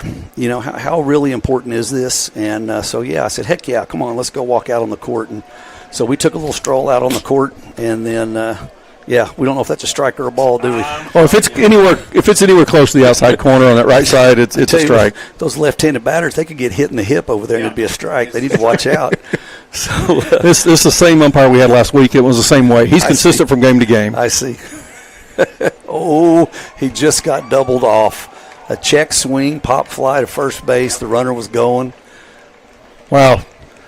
Great play by Jack Mendoza at first base. So that's an offensive lineman making that catch and getting back to the bag. That's right. I think they're getting ready to ask the umpire if it hit the ground. I don't think it did.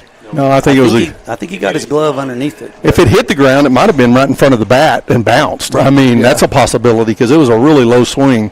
I'll tell you another thing that's kind of cool being here is I spent several years right here in this seat calling the games for Carl Albert when all my boys came through here. I got to be the announcer and for Coach Dozier when he was here, and man, I loved that. It was so much fun. I just really enjoyed it, and I appreciate you guys having me up here today to get to see it from a perspective up here. And well, Coach, I'll say this. I really want to – that answer that you gave about knowing when it was time to retire and step down, so much honesty in that, so much integrity for you, but integrity for the game and the program that's maintained by a decision like that. And I am again, just increases my respect. So appreciate that greatly. It's hard to know.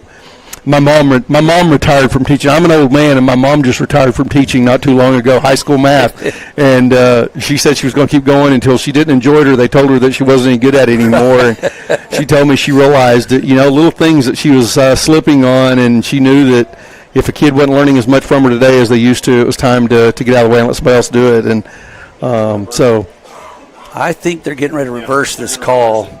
It looks like wow. Interesting. I mean, we can look at it up here, guys. If you want to look, we've got the video. We can see. Well, that replay, we only have 10 seconds of replay recorded. We can't go back that far. So if I had started it at the end of the play, we could just let it keep cycling and look at it. But I don't know that we'd have enough of a zoom to be able to actually tell what happened there. So it looks like they're reversing it. I disagree with that at this point. You can't really do that at this point. Yeah. Yeah, I don't know how the umpire all of a sudden can say that he dropped the ball after they called him, both of them out. Only if that was a call he was making from the beginning, not to change his mind on it. And now you've got to call the hitter out at first because he still tagged the bag, but allow the runner to advance to second? Yeah, Avery's out at first. Yeah, so you'd have a runner at second with 2 outs. Second yeah, was a natural play. That's crazy. Well, I heard you say, your mom said if somebody told her she wasn't doing a good job, or if she knew it was time to leave. If I would have done that, I probably wouldn't have made it past a year in coaching basketball because. Now, as a coach, you can't go when someone tells you you're not doing a good job. No, that doesn't work. We were recently at a tournament banquet, and Sherry Cole spoke there, and she did an amazing job. But she talked about how the coaching profession is the only profession where people can sit behind you while you do your work and scream and yell at you and tell you how stupid you are, and nothing happens. Well, it's actually one of two: coaching and officiating. Correct. Same.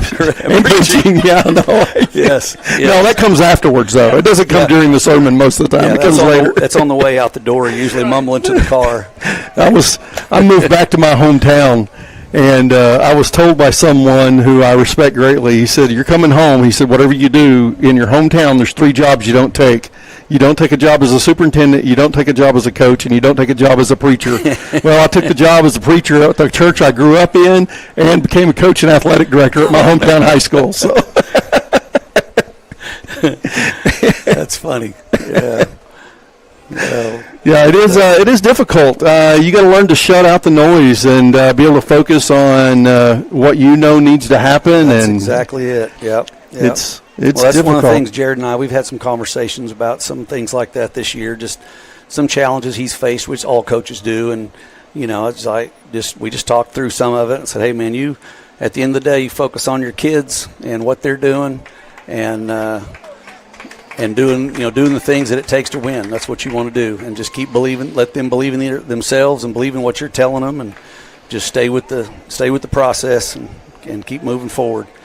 Well, they got Webster still in third over there now with 2 outs, and that change call could be a little bit of a problem right here if they put the ball in play. Counts 2-2. Webster coming sliding. The throw from home was way too high, and inside pitch makes the count full. Yeah, he needs to throw this one over in the left-handed batter's box right here and ring him up. You got it. You see it too, Coach. And it's, as we said, consistent game to game, and it's consistent for top half and bottom half of inning. Both teams are getting the same call. So let's see if he throws it over there. Yep. We got the A-grade lawn care foul ball. All right. Well, Coach, I just hope that you can find lots of ways to enjoy your retirement, enjoy following your son as a coach, enjoy those grandkids. Absolutely. I've got 4 of them, and they are a blast. And, just like you're getting to enjoy watching your son grow as a coach, watching your kids grow as parents is an absolute joy as well. I think I enjoy that part of being a grandpa as much as anything. Right.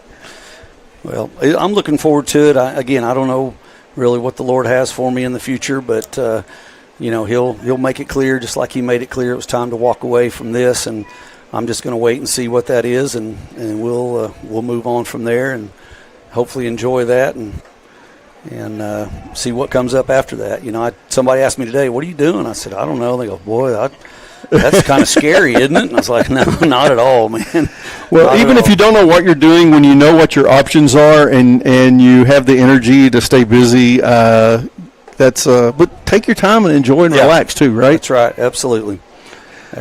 We get too busy frequently when we're in work mode, and we don't have to shut down completely, but we can certainly take some time to relax. And that might be a sermon I've preached a time or two.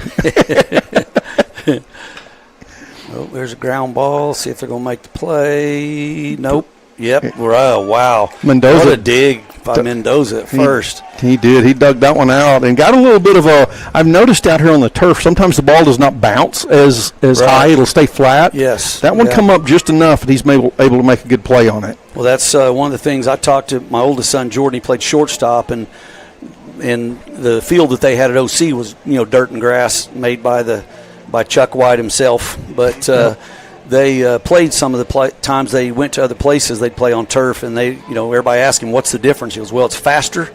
The ball comes off there faster, but it's a true low bounce. It stays low and it stays true. It doesn't hop and spin around and all that kind of stuff." So as far as a shortstop concerned, he liked it. But it's got its advantages and disadvantages. But, this place looks sharp out here. This is the first time I've seen it from up here, this perspective. So, all the fields in Mid-Del did a ball game at Del City with Jordan on Friday. And with the trees in the background at that Del City field, lots of green behind the fence, just beautiful setting, and that bright green of that new turf field looks really nice. Yeah. All right. Well, thank you guys for having me. I appreciate it. And thank you. I'll let you get back to your play-by-play and color commentating and see if we can, I can't say this very loud, but see if we can pull the Jones Longhorns through here. They could really use a win right now, honestly. Well, congratulations on a great career. Thank you. And I know you wanted to win that final game, but congratulations on a phenomenal season as well. Yeah. And thank you for joining us today, Absolutely. Coach Jay Price. Appreciate it. Thanks, guys.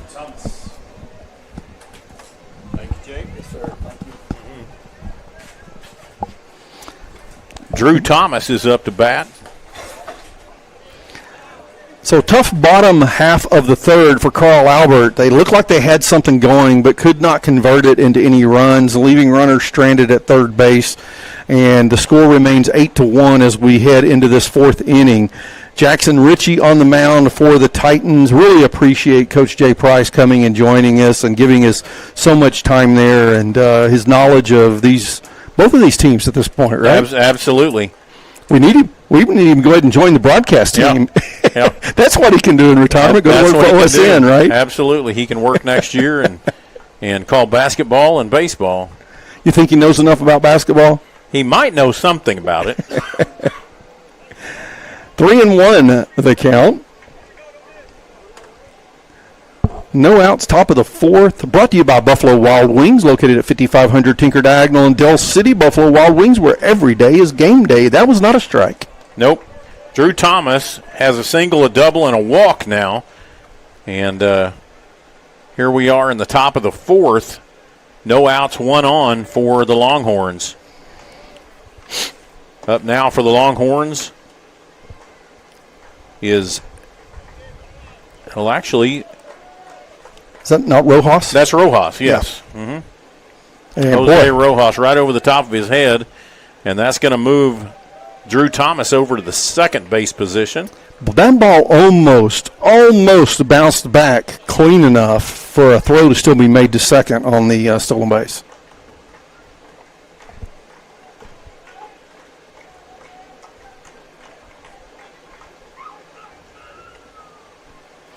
One and 0 of the count.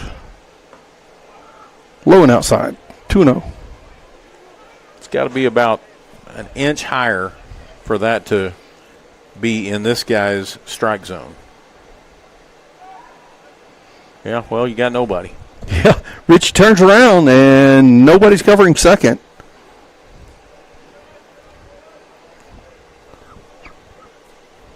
Saxton gets a little closer, but we still really don't have any coverage at second base with a runner there and no outs on the board.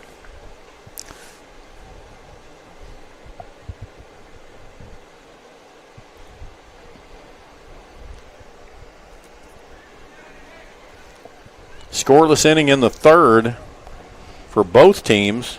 First scoreless inning of the game. We're going to have a little talk here. Mason Avery's going to go out and talk to Jackson. A little conversation taking place on the mound between the battery and, it is, check the app here to see what the temp is. I just picked my phone up and it's sitting in the sun. According to my weather app, it's only 83 degrees, but in the direct sunlight, I can guarantee you it's a bit warmer than that.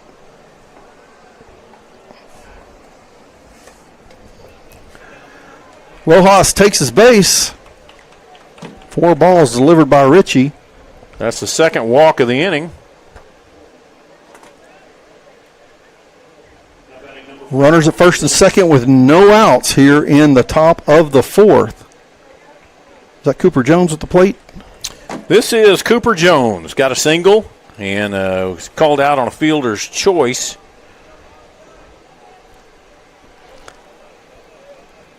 Jackson Ritchie came in the second. Done a decent job but has pitched 9 balls already here in the second and put 2 runners on with no outs.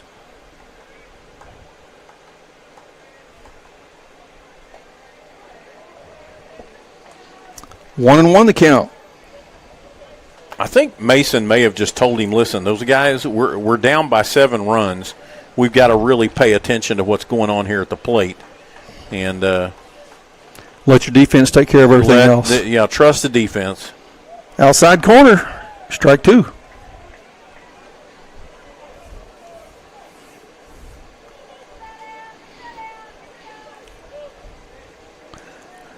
Jones has scored 8 runs on 9 hits. Carl Albert has scored 1 run on 4 hits. 2 errors scored on Carl Albert. Hard hit ball. Sexton's going to field that one. Makes the throw. Second turning. Throw at first. And there's the double play. Runner does advance to third. Thomas is over there in scoring position at third, but 2 outs now on the board.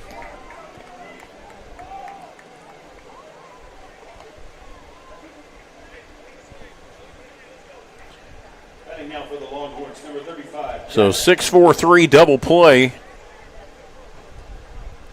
And that really does help this inning a lot, even though there is a run sitting at third base.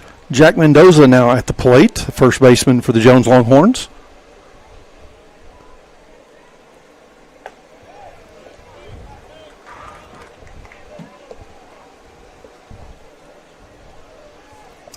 Strike 1 to Mendoza.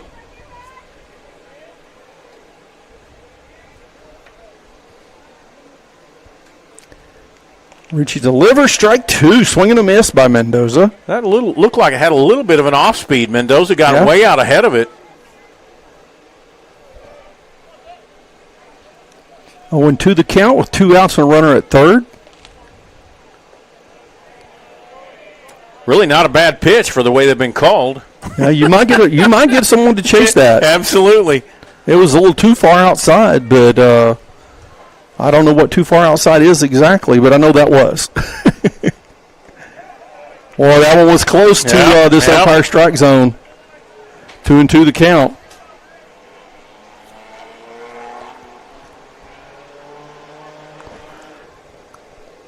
It's kind of like, I don't know how you define an outside pitch to a right-handed batter, but I know that was outside. Right. Foul ball brought to you by A-Grade Lawn Care. Choose A-Grade for a lawn above the rest.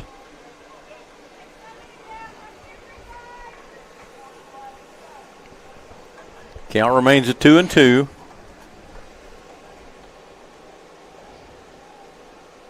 Be good to put up another goose egg here in the top of the 4th.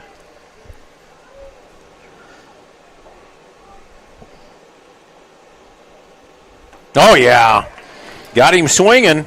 And there is the Patrick Newby Farmers Insurance strikeout. Patrick Newby Farmers Insurance, local family-owned agency. Give them a call at 405-733-7671 for a free quote. 4 up, 3 down. And the score is 8-1 after 3.5. We're going to go hear from our sponsors here on the Oklahoma Sports Network. College is more than just going to class. College is a journey. It's meeting new people and making new friendships that will last a lifetime. It's learning from professors who care about you and your success. And finding out it can be really fun and rewarding. It's discovering that thing you want to do for the rest of your life. Cameron University is all about helping you grow and succeed. Because your success is our success. At Tommy's Express Car Wash, we know how to love your ride. Try the Works Wash with our signature 14-step cleaning process, engineered to shine and shield your car from the elements. From breaking down dirt and bugs with our Detox Pre-Wash to restoring your vehicle's finish with our ceramic body wax. Give your car the best with our Top Wash. Then complete the clean with free vacuums and mat washers. Download our app and get your first 30 days of the works for free. Tommy's Express. Love your ride. Oklahoma Sports Network, Tracy Mussick, Coach Kirk Norman back at Bill Tipton Field, Carl Albert High School. Carl Albert hosting the Jones Longhorns in non-district baseball play here. Of course, Carl Albert 5A, Jones 3A, and leadoff is Jason Purcell here in the bottom of the fourth.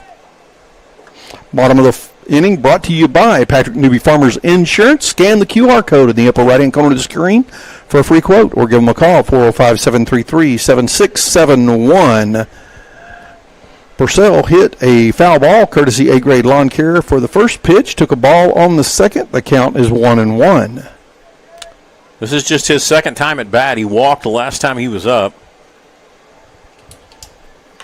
Hard hit ball. That's a foul, though, and it is going out of play. Another A-grade lawn care foul ball. Now, last week that would have stayed in play because the wind was blowing about 90 miles an hour out of the south. 90. Was it 90? Well, it was maybe half that.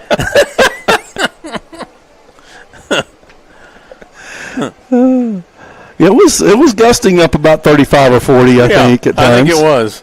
I know it had a chill to it for sure. That one gets down in the dirt over in the outside batter's box. 2-2 the count, no outs. Bottom of the fourth inning. Purcell was the starting pitcher in the ball game. He stepped down from the mound in the second inning. Was replaced by Jackson Ritchie. Rojas getting it done the whole game here for Get over. Jones. Got over his head.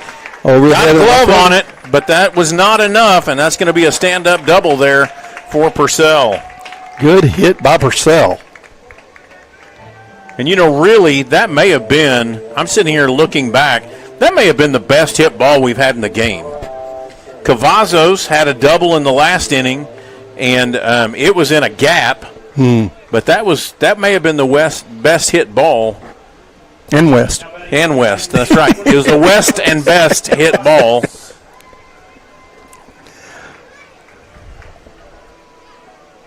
Purcell at second, no outs. And got our DH hitting now. Yep. Alex Cavazos. And they're going to call a balk on that. It's another break for Carl Albert here. Purcell's headed to third base on the balk.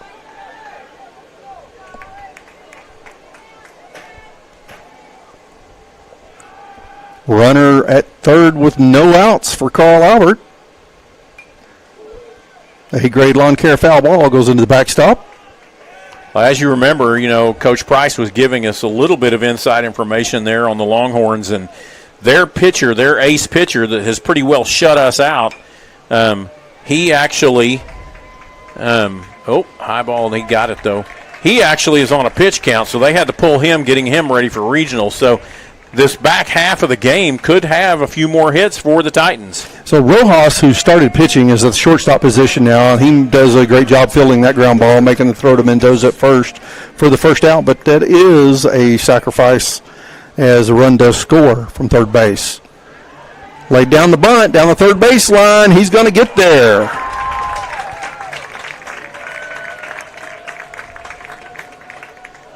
Great job there by Porter Cruz. Turn on the speed. Caught him really kind of flat-footed. Now batting for the Titans, number 28. And we're back up with Peyton Lockridge starting at the top of the lineup. Peyton has flown out, was thrown out on a 4-3. So hit the second base in his last at bat and was thrown out there. Runner at first. With some speed, no doubt. And that is the A-grade lawn care foul ball as it comes back over our heads. Thank you. We got a roof. Yeah.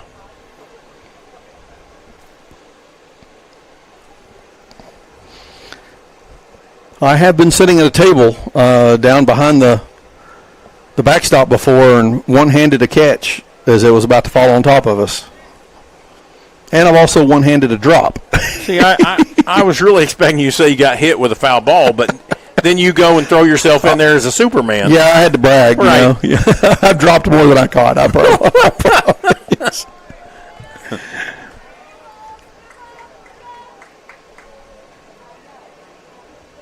One and one the count with one out and a runner at first. Ball two.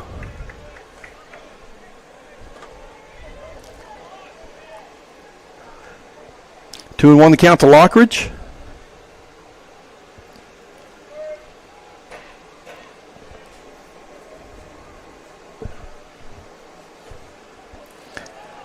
And that pitch a little low. 3-1 the count. Hitters count down on the dirt. So let's see. 6 hits now for Carl Albert. Only 2 runs scored. They've got a runner at first and only 1 out on the board. Looking to try to get this guy around the bases. And they're going to say a walk. Base on balls puts 2 runners on. Now batting for the Titans, number 9, Jordan Hawkins. Jordan Hawkins comes to the plate. Hawkins struck out in his last at-bat. Hit a foul ball into his foot at one point during that bat. What did he do his first time up to the plate? First time up, he walked. That was in the first inning. I believe he came around. That was in the first inning, so right. He did not score. No, he did not score. That one was just a bit outside. That would have been a strike on the other side of the plate. I'm convinced 100%. of it. 100%.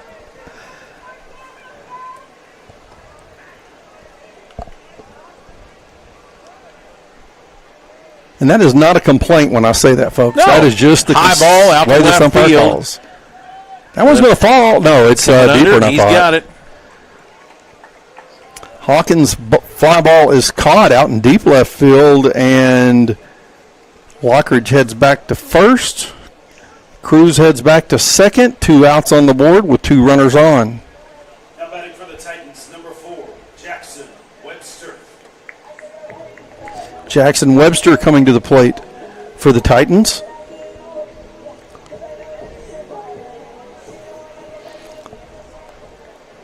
Jackson in the first inning hit it right back to the first baseman for an out, and then in the third inning got a single and then made it all the way around and got tagged out at third base from the catcher. On a good play. Yeah, very good play. 1-0 the count to Webster.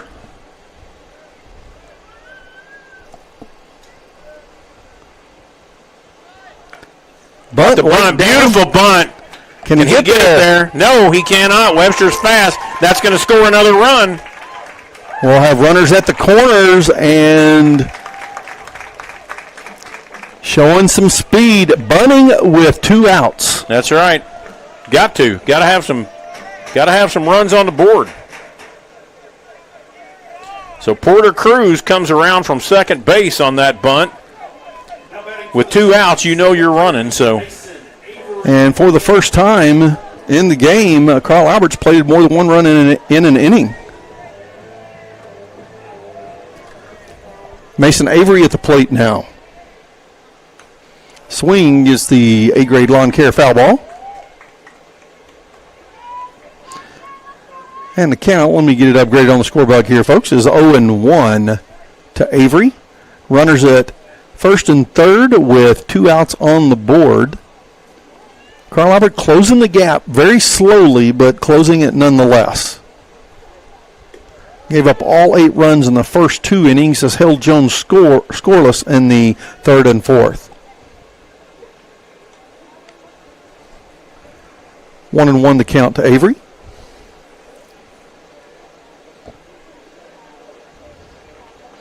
Webster going. Swing and a miss on the strike. Runners at second and third.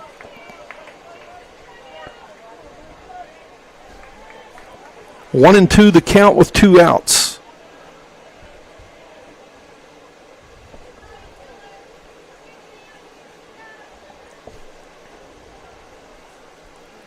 Way outside. Here he comes. Is he going to make it? He is. Scores a run, and Webster advances to third. Peyton Lockridge crosses home plate. He stole home there on a wild pitch. That wasn't a pass ball. That was actually a wild pitch.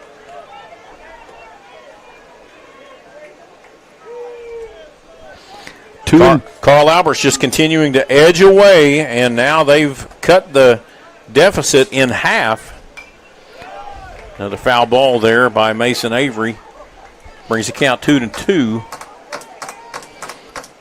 2-2, a 2 outs runner in third. And as you said, that lead's cut in half at 8-4. 8-4. 7 hits for Carl Albert now. And the outside corner called a ball. Had to have been low or something. And yeah. It was, the count is full. you just get to where you just think it's going to be a strike, so.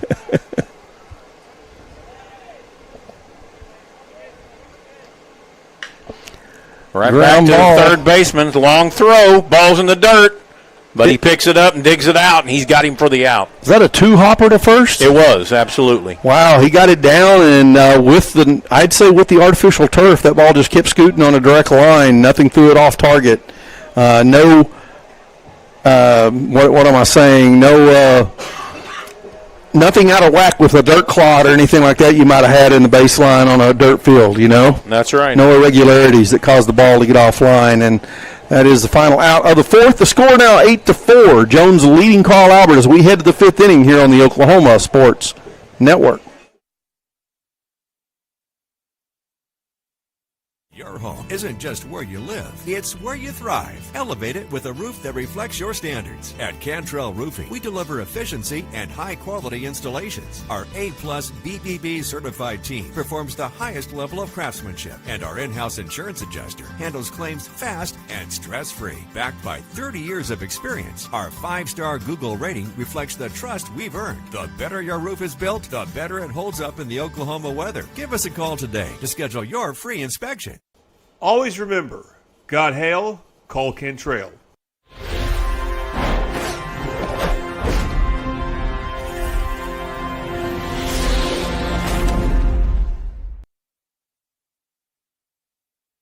Oklahoma Sports Network, Tracy Mussett, Coach Kirk Norman back at Bill Tipton Field, Carl Albert High School, where the Carl Albert Titans are hosting the Jones Longhorns high school baseball action.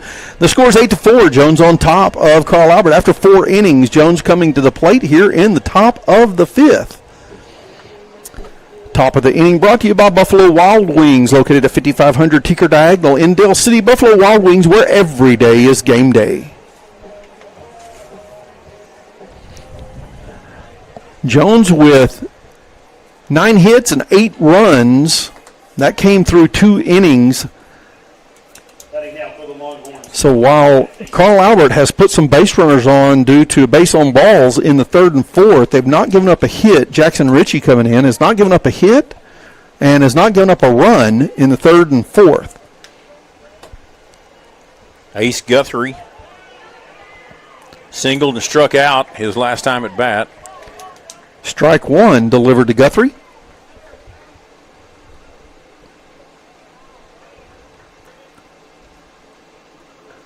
And strike 2. Good way to get ahead, Jackson.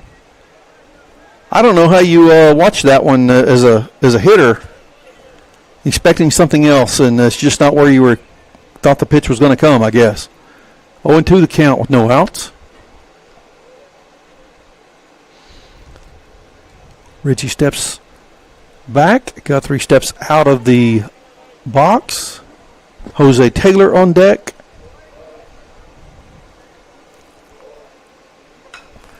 Hard hit ball going to shallow center. Jackson Webster comes in. He makes the play. He calls Lane Sexton off on that one. We saw a similar play in left field earlier that Sexton went after. This time Webster calls Sexton off and makes the catch for out number 1.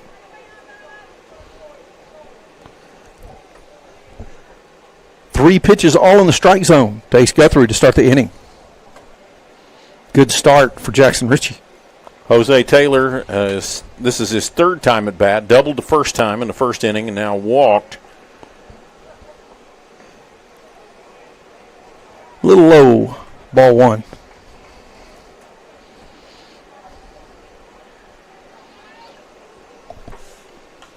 Foul ball brought to you by A-Grade Lawn Care. Strike 1.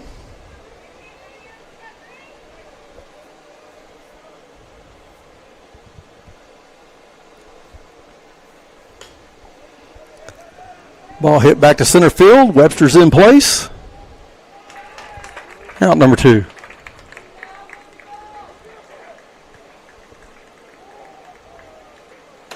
Those are easy to call. It's a quick-moving bottom half of the inning here. Yeah. Or top half of the inning, excuse me. Yeah. Fly out to 8, fly out to 8. That's pretty easy to do. 5 pitches. Mm-hmm. That one's going to go foul. We got Jet Rogers at the plate. Jet, a junior for the Jones Longhorns. That was the A-grade lawn care foul ball.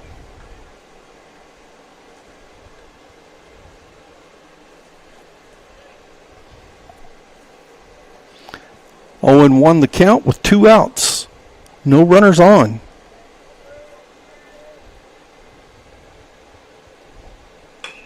Ground ball right back to first base, fielded cleanly, and out number 3. That is Carson Ring, I believe, at first base, is it not? That is correct.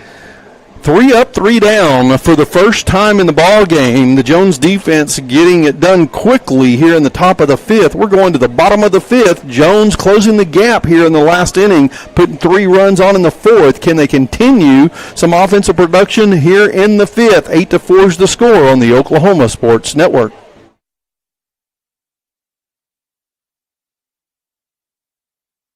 College is more than just going to class. College is a journey. It's meeting new people and making new friendships that will last a lifetime.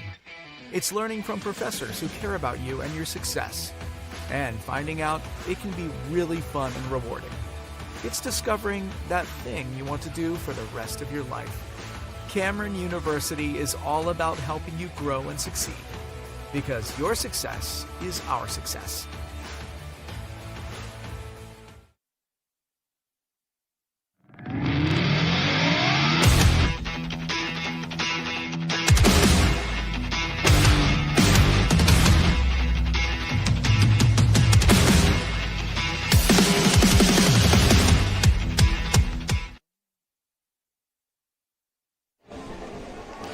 Oklahoma Sports Network, Tracy Mussett, Coach Kirk Norman back at Bill Tipton Field, Carl Albert High School.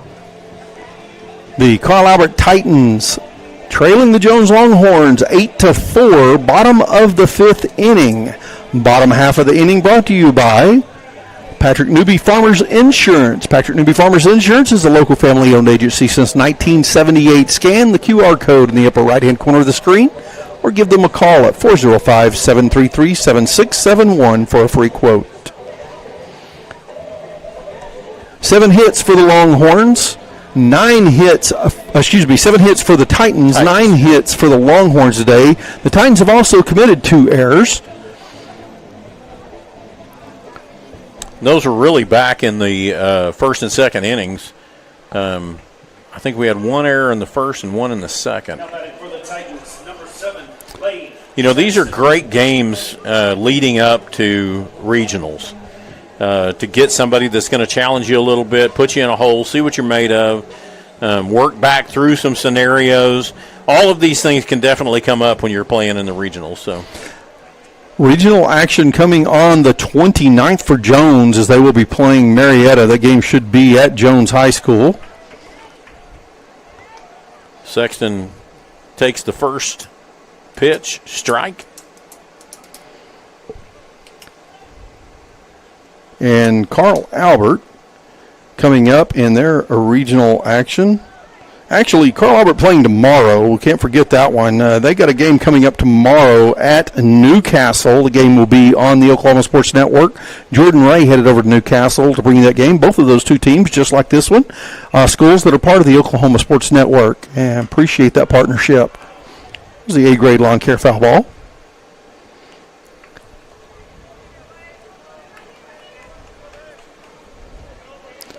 Counts 1-2 to Sexton with no outs. Leadoff batter here in the 5th.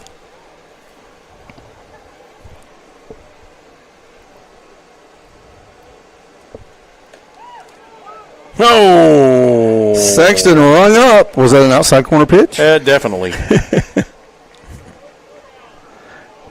Out number 1, and that is a Patrick Newby Farmers Insurance strikeout. Man, those are hard to watch.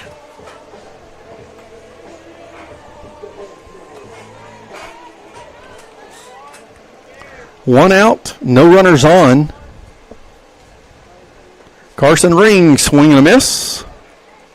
as hard as they are for us to watch, again, and you've said it, it's not I'm not saying anything negative towards the umpire. He's called it that way every single time.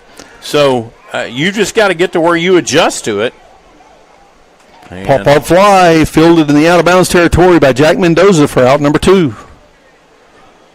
Yeah, you can't sit and look at it, and, a couple of batters have, and they've gotten away with it, but for the most part, this umpire is as consistent as any I've watched. Mm-hmm. His strike zone is just shifted to his right as he's looking at the plate. Kind of like he's closing his right eye. Maybe he's closing his left. I'm not sure. I'm not getting it. And there is strike 1.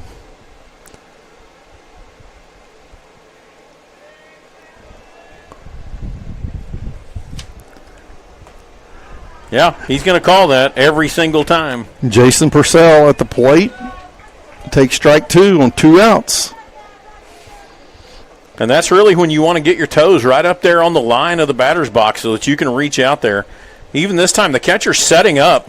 Purcell, another big hit. That one going foul in the left field corner. That is an A-grade lawn care foul ball. Yeah, when the catcher's going to set up over there on that right side, you know what's coming.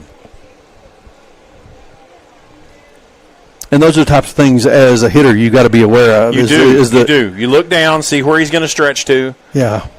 I always waited. I was a catcher. I always waited till the very last minute. And there it is. Outside corner, strike 3. And we said Carl Albert had held Jones 3 up, 3 down for the first time in the ballgame. Well, Jones returned the favor and holds Carl Albert 3 up, 3 down. We're going to the 6th inning. The score's still 8-4. Jones on top of the Carl Albert Titans here on the Oklahoma Sports Network. At Tommy's Express Car Wash, we know how to love your ride. Try the Works Wash with our signature 14-step cleaning process, engineered to shine and shield your car from the elements. From breaking down dirt and bugs with our Detox Pre-Wash to restoring your vehicle's finish with our ceramic body wax. Give your car the best with our Top Wash. Then complete the clean with free vacuums and mat washers. Download our app and get your first 30 days of the Works for free. Tommy's Express. Love your ride.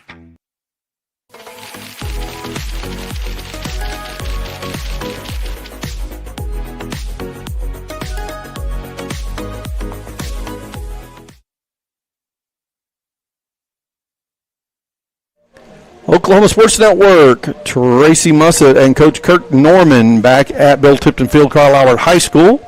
We're in the top of the 6th inning. Jones scored 8 runs in the first 2. They've not scored since. Carl Albert's held them scoreless 3 in a row, but they still have the 8-4 lead over Carl Albert here in the top of the 6th. And the top of the inning brought to you by Buffalo Wild Wings, located at 5500 Tinker Diagonal in Del City. Buffalo Wild Wings, where every day is game day. Nash Pinto is up for the Longhorns. He's had a single in every inning but the last inning. This is his 5th at-bat? Actually, no. He has had a single. He had a single in the first, the second, and the third. Okay. And then we had the 3 outs, and, yeah, this is his 4th time at bat. Coach Jared Price, the Jones Longhorns, not able to barehand that one. It was coming pretty hard at him. He tried. 0-2 the count to Pinto. Jackson Ritchie on the mound for the Titans came in the 2nd inning. 3.5 down for him so far. This is will be his 4th full inning if he stays in the entire inning. Oh, it's going to be tough. Just topped that one off. A chopper takes a very slow roll into no man's land in front of third base. That's a base hit. 4th single of the evening there for Nash Pinto. Wow. That's pretty consistent. Yeah. As a coach, you got to love that, right? Yeah, 4 times at bat, 4 times on base. That's all you need. Luke DeBusk at the plate with Drew Thomas on deck. Runner at first, no outs.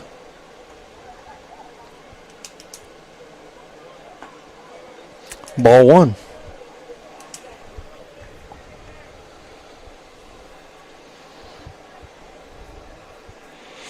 His first time at bat, he got hit by a pitch and then got called out by a fielder's choice on the. Oh, he passed through. Ball's loose. Swing and a miss is a strike. Ball got away from the catcher. Runner advances to second. Ball was not tipped. I had a question about that at first, but no, it was not tipped. So runner at second, and the count is 1-1.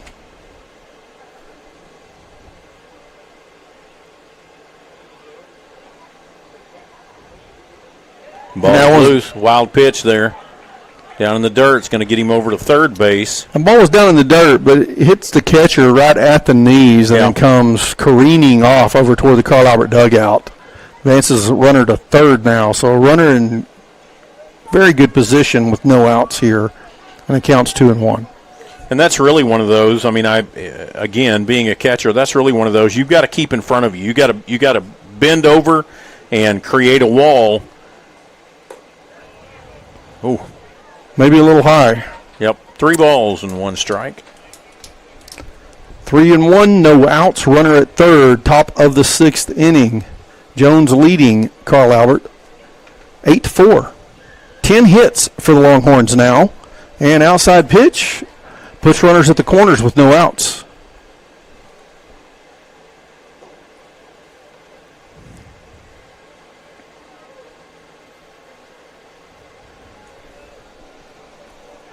Brings Drew Thomas to the plate. Rojas is on deck.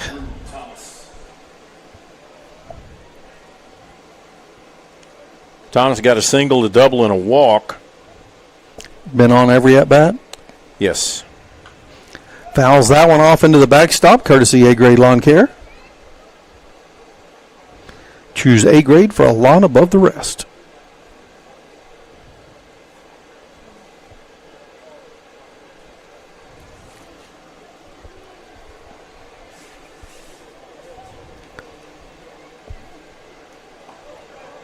Just a bit outside.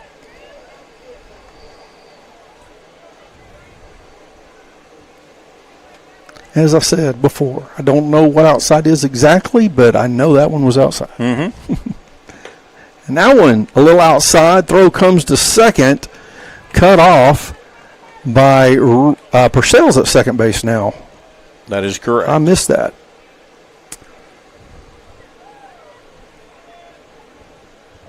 Runner holds at third.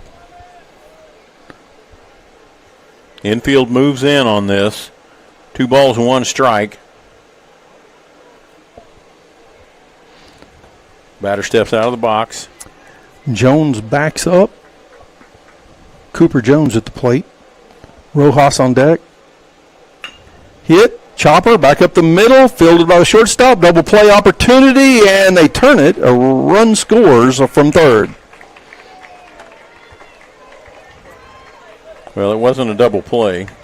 It was it was not. Okay. Right. There was runners at second and third, not at first. He ran over and tagged second. Right. And when I saw him do it, my mind went runner at first. Yeah. Yep. So only 1 out.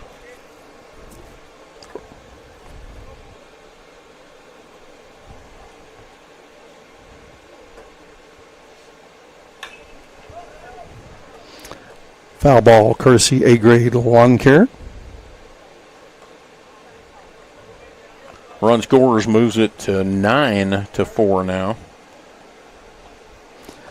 9-4 with 1 out and a runner at third. Right. DeBusk went all the way around to third base on that.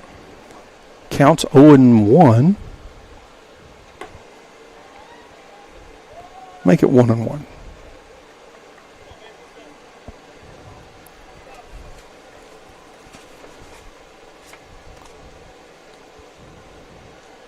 Swing and a miss. Rojas likes him right there. He just about came out of his shoes on that one. He did. He pulled his body around pretty hard. Boy, Yeah. the wind has died down to almost nothing out there. The sun beaming down. Going to be changing. We're supposed to be in the 60s the rest of the week.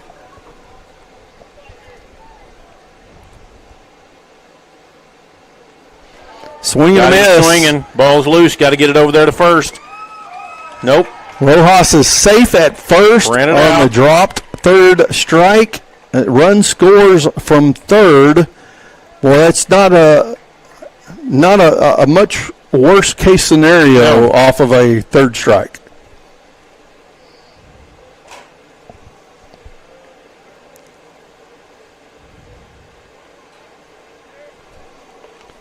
And the score's now 10-4. Jones leading.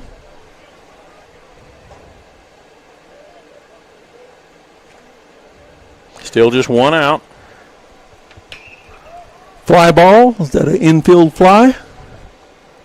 Going to go up. Going to be right there on the grass. Caught. Good job there by Lane Sexton. About a foot behind the base path, wasn't it? Mm-hmm. Behind the proverbial dirt. Right, behind the dirt. Out number 2. Now batting number 35, Jack Mendoza. Runner at first, 2 outs. Jack Mendoza at the plate.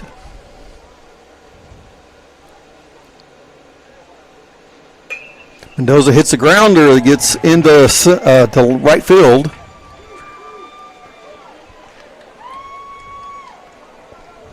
Rojas, showing some speed, gets all the way around to third.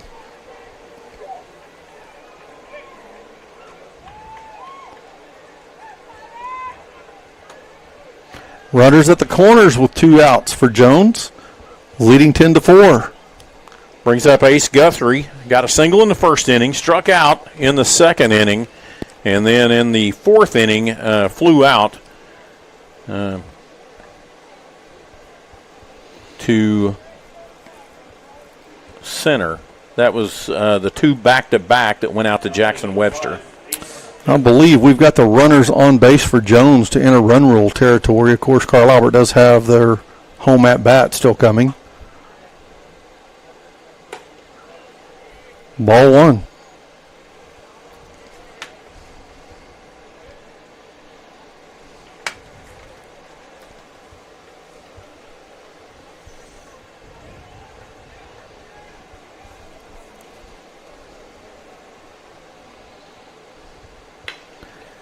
Got it through. That's going to go right out there to left field. That scores a run, makes it 11-4. We've got runners at first and second with 2 outs.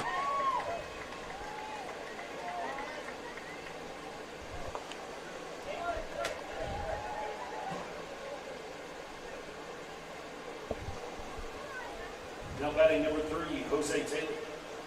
Jose Taylor comes up, got a double in the first inning, walked in the third inning, and then he flew out to Jackson Webster. Ball 1 to Taylor.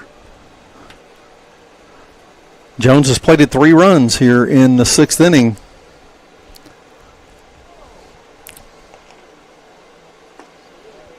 Strike 1. There's that corner. And you're right. I mean, we're in run rule territory now. With the run rule runner standing at second base.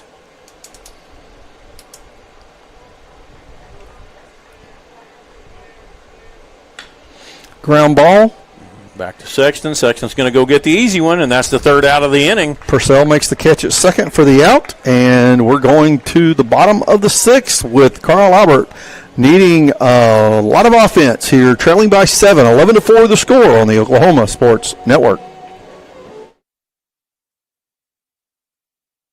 Your home isn't just where you live, it's where you thrive. Elevate it with a roof that reflects your standards. At Cantrell Roofing, we deliver efficiency and high-quality installations. Our A-plus BBB certified team performs the highest level of craftsmanship, and our in-house insurance adjuster handles claims fast and stress-free. Backed by 30 years of experience, our 5-star Google rating reflects the trust we've earned. The better your roof is built, the better it holds up in the Oklahoma weather. Give us a call today to schedule your free inspection. Always remember, God hail, call Cantrell. College is more than just going to class. College is a journey. It's meeting new people and making new friendships that will last a lifetime. It's learning from professors who care about you and your success. And finding out it can be really fun and rewarding. It's discovering that thing you want to do for the rest of your life. Cameron University is all about helping you grow and succeed, because your success is our success.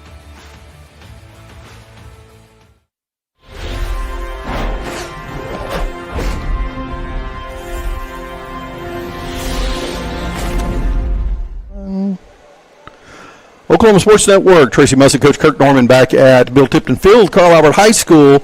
We're in the bottom of the 6th inning now with the Jones Longhorns leading the Carl Albert Titans by a score of 11-4. Bottom of the inning brought to you by Patrick Newby Farmers Insurance, a family-owned agency since 1978. Scan the QR code in the upper right-hand corner of the screen or give them a call, 405-733-7671 for a free quote. Patrick Newby Farmers Insurance. 7 hits for the Titans, 12 hits for Jones. 2 errors also committed by the Titans. No errors on the scoreboard for the Longhorns today. All right. Cavazos at the plate for Carl Albert, swing and a miss.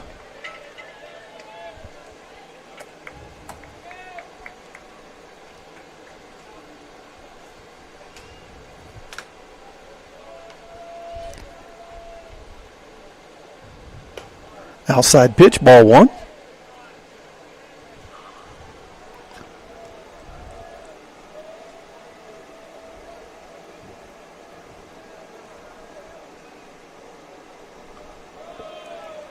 That one was in the dirt, ball 2.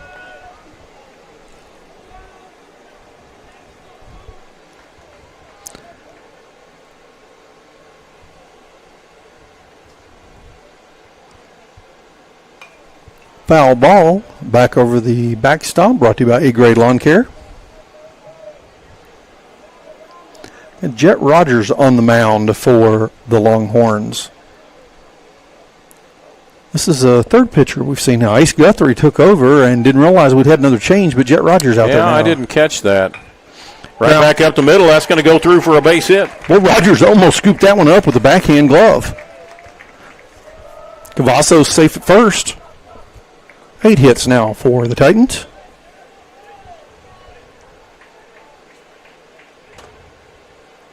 Going to put a pinch runner in this time for Cavazos. And that'll be Wyatt Cordray coming in. Big, tall drink of water as a freshman. Good-looking athlete. Coach Jay Price, when we interviewed him earlier, talked about the pleasure of having some of these baseball players on his basketball team. Wyatt be one of those. Porter Cruz at the plate. Show and bunt. Bottom of the lineup. Cordray dives back to the bag at first.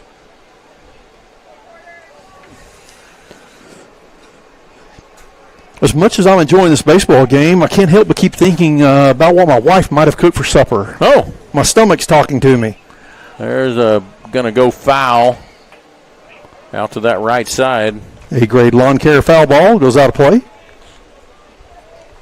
High hit ball.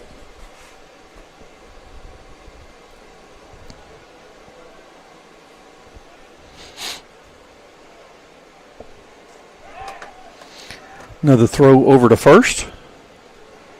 The scoreboard's got the count at 0-1, but I'm pretty sure it's 1-1. Unless I've got 0-1. Never mind. Yeah, well, I think it's 0-1. Now it's 1-1. There we go.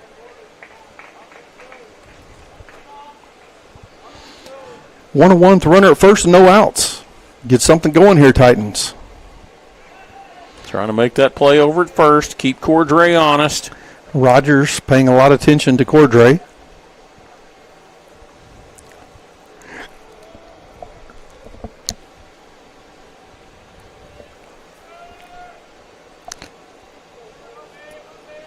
The 1-1 pitch. Outside. Ball 2. You better be careful when you say outside like that. Well, I was waiting to see if there's a reaction from Mr. Outside Corner before I said that.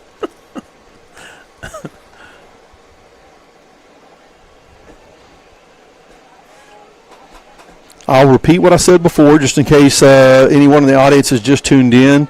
We are not complaining about this umpire. He is as consistent as they come. His strike zone has just moved over to his right a little bit. There's another A-Grade Lawn Care foul ball.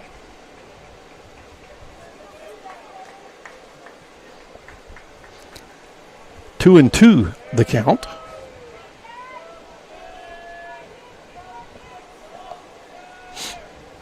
No outs, runner at first. Bottom of the 6th. Carlisle trailing 11-4. Another pickoff throw at first. Not really a serious attempt at the out, but just keeping Cordray honest as the base runner over there.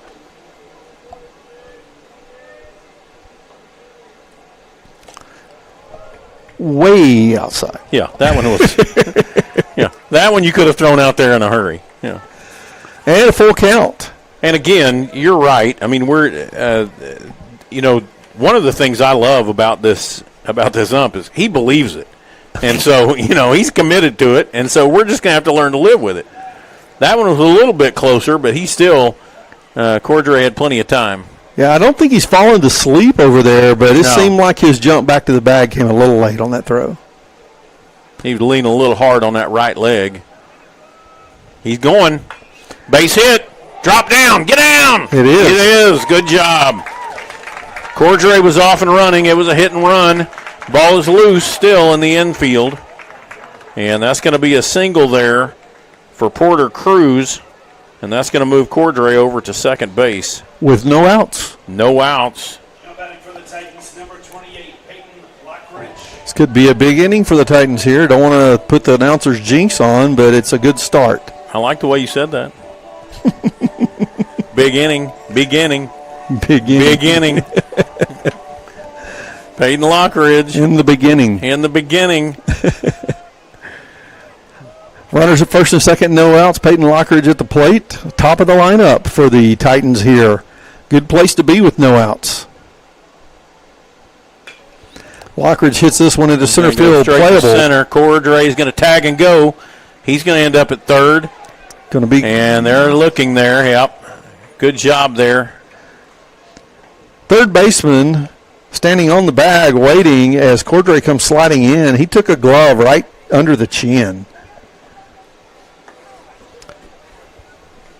Runners at the corners with one out now. That throw into the shortstop left Cruz there at first base. He couldn't tag and make it to second.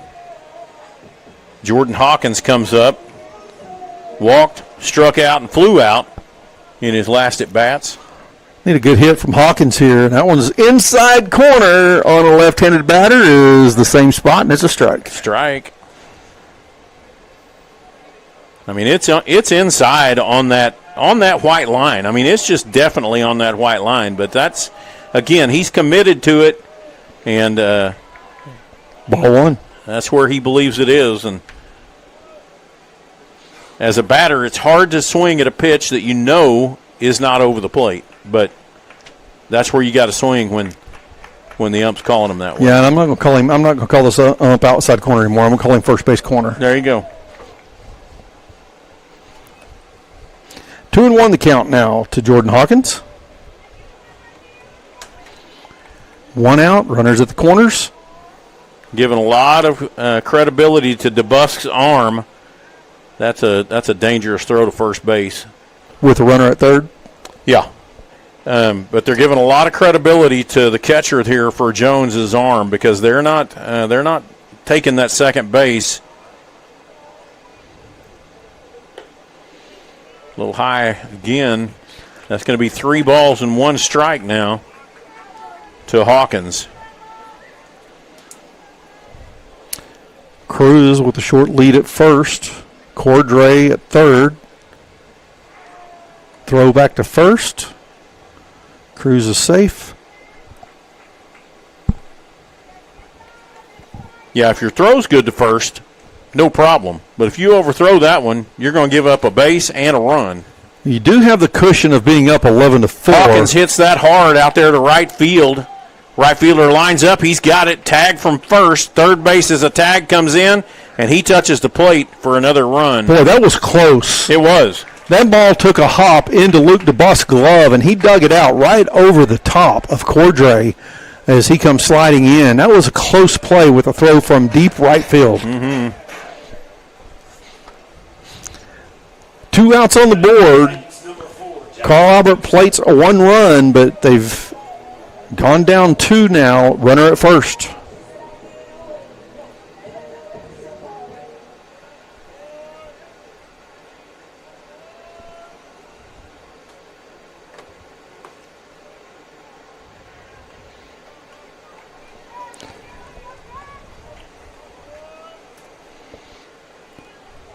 One and 0 the count. Jackson Webster at the plate. Webster beat a bunt on his last at-bat. That's correct. Then got left standing on second base.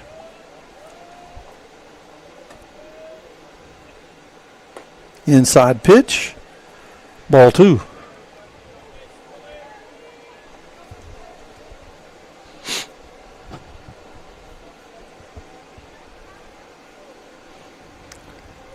A little bit of a breeze is picked back up out of the northeast. Outside, ball 3. 3-0 the count to Webster. Mason Avery on deck. High, ball 4. Runners at first and second.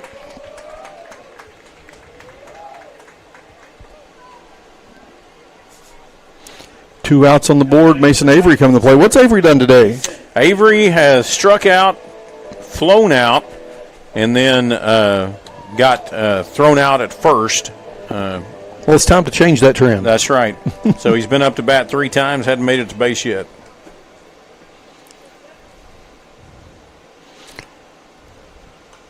Foul ball hit into the backstop, courtesy A-grade lawn care.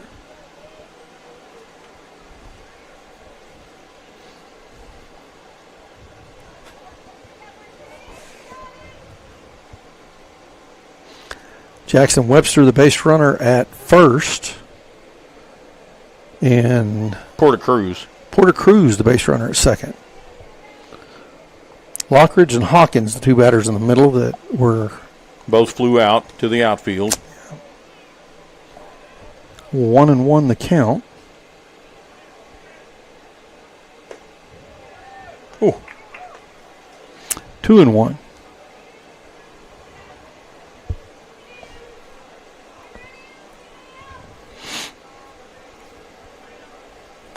Two outs, 2-1 the count. Runners at first and second.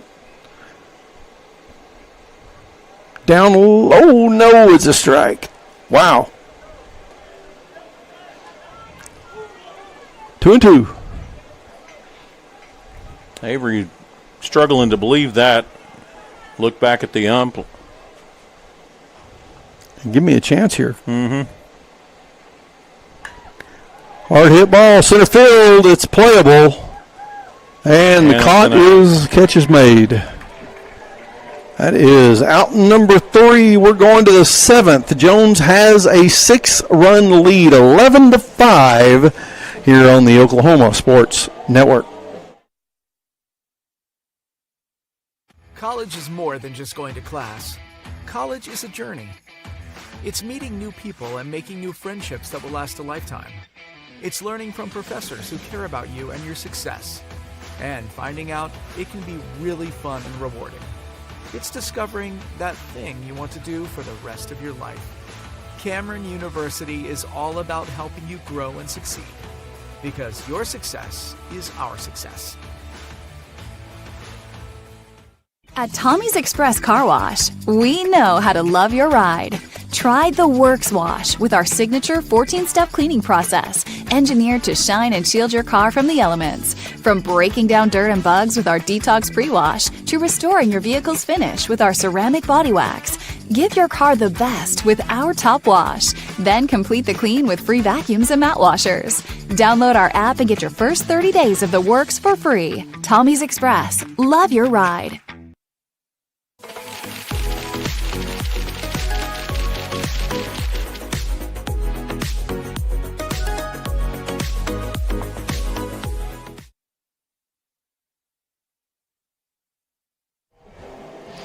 Oklahoma Sports Network, Tracy Mussett, Coach Kirk Norman back at Bill Tipton Field, Carl Albert High School, where the Carl Albert baseball team is hosting the Jones Longhorns.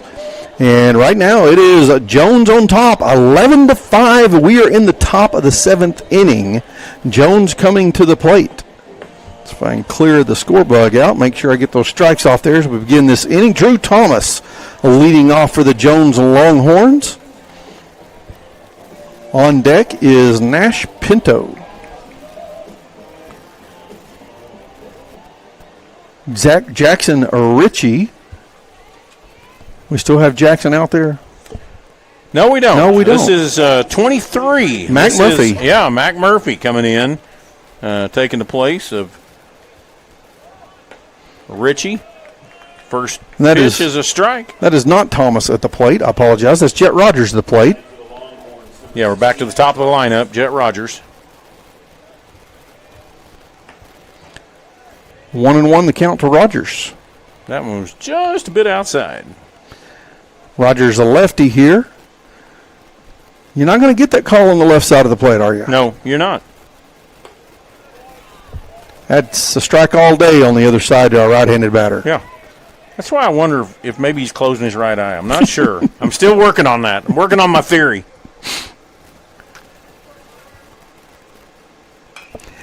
Hard hit ball goes foul over the Carl Albert dugout. Foul ball is brought to you courtesy of A-Grade Lawn Care. Call A-Grade for a lawn above the rest. Top half of our inning brought to you by Buffalo Wild Wings, located at 5500 Tinker Diagonal in Del City. Buffalo Wild Wings, where every day is game day. Oh, nice play there. Right back to the pitcher.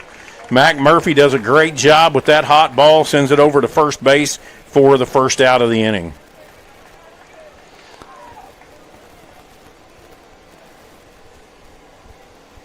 Jones got the scoring started in the first inning, putting 2 across, scored 6 in the second, were held scoreless in the third, fourth, and fifth. They scored 3 runs in the sixth, a total of 11 runs scored on 15 hits and 2 errors by Carl Albert. The Titans were held scoreless in the first, scored 1 in the second, held scoreless in the third, scored 3 in the fourth, scoreless in the fifth, scored 1 in the sixth. Total of 5 runs scored on 9 hits. And the count is 0-2. 0-2. With 1 out, no runners on. Oh, that looked like a decent curveball. Might have hung up just a little bit. That was a good-looking pitch. Yeah, it was.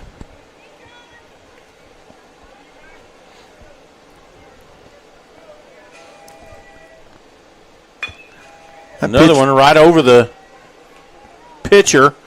Oh, nice play. Good job there by Lane Sexton to come up with that ball and with the hot glove get it over to first base. Sexton running at home plate had to make that little hop and throw back across his body and made a great throw, just beating the runner to first.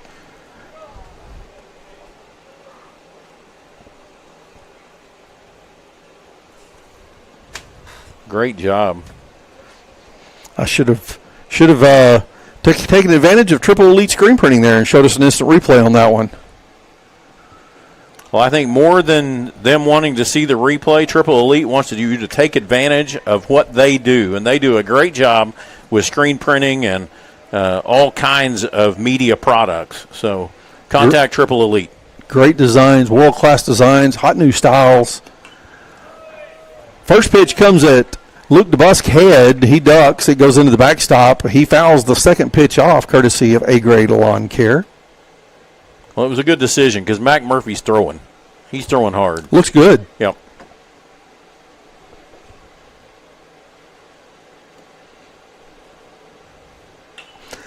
DeBusk gets a base hit into shallow center field.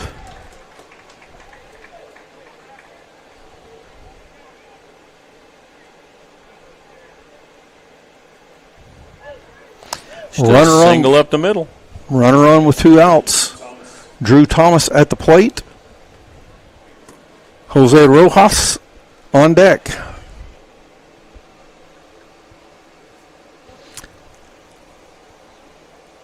And a courtesy runner coming in for Luke DeBusk. I can't see the number on his uniform from here.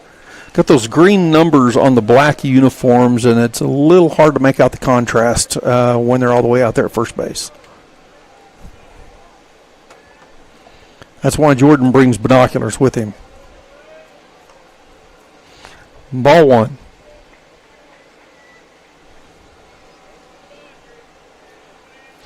Two outs, runner at first. 1-0 the count. Top of the 7th inning. Nice curved ball, swing and a miss. Yep, was a nice curve. Or foul, actually. Foul tip.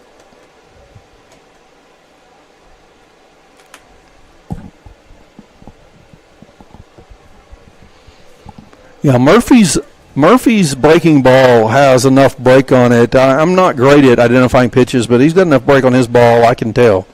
I see it from here. Another A-grade lawn care foul ball. 1-2 the count.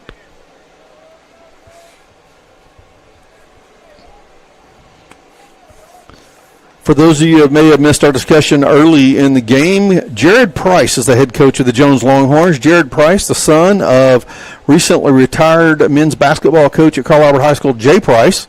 Jared, an alumnus of Carl Albert, went on to play at Oklahoma Christian and semi-pro ball as well, was the hitting coach, right? Mm-hmm. Last year at Southmore, and now this is his first year as the head coach. And safe call at first. Carson Ring thought he had the tag. It was close. The count is 2-2 to Thomas with 2 outs and a runner at first.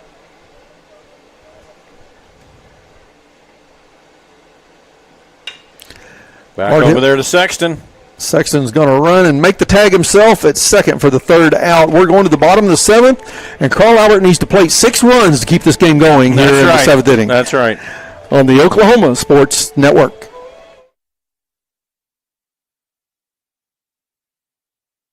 Your home isn't just where you live, it's where you thrive. Elevate it with a roof that reflects your standards. At Cantrell Roofing, we deliver efficiency and high-quality installations. Our A-plus BBB certified team performs the highest level of craftsmanship, and our in-house insurance adjuster handles claims fast and stress-free. Backed by 30 years of experience, our 5-star Google rating reflects the trust we've earned. The better your roof is built, the better it holds up in the Oklahoma weather. Give us a call today to schedule your free inspection.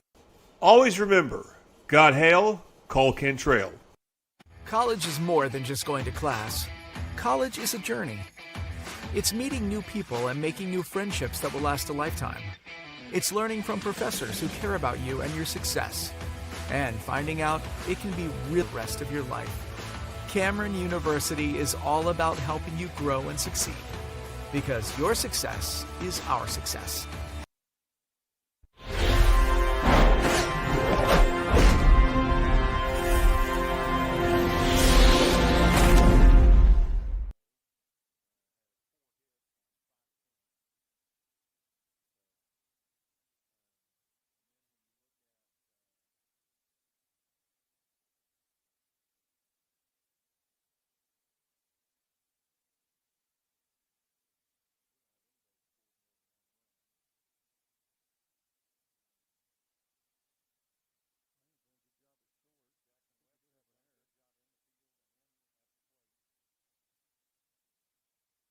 We're up. Oklahoma Sports Network. This is Tracy Mussett, Coach Kirk Norman back at Bill Tippett Field, Carl Albert High School. Bottom of the 7th inning, bottom half of the inning brought to you by Patrick Newby Farmers Insurance, a local family-owned agency since 1978. Scan the QR code in the upper right-hand corner of the screen or give them a call at 405-733-7671 for a free quote. Patrick Newby Farmers Insurance. Foul ball, courtesy of A-grade lawn care. Call A-grade for a lawn above the rest. Lane Sexton at the plate. Counts 0-1 to Sexton here in the bottom of the 7th. Carl Albert needs to score 6 runs to keep this game going as they trail the Jones Longhorns 11-5. Just got an update from Carl Albert girls soccer.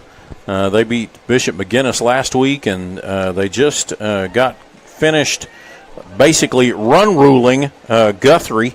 And I got that update from Coach Kyle Ritchie, who is driving the bus for girls soccer.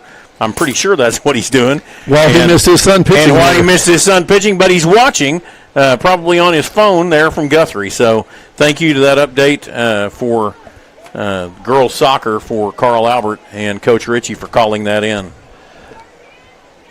Coach Ritchie, state champion Coach Ritchie. That's exactly right. That's some exciting stuff right there. 11-5, 16 hits for Jones today, and 9 for Carl Albert. There's another A-grade lawn care foul ball. Counts 1-2 still with no outs. Lane Sexton at the plate.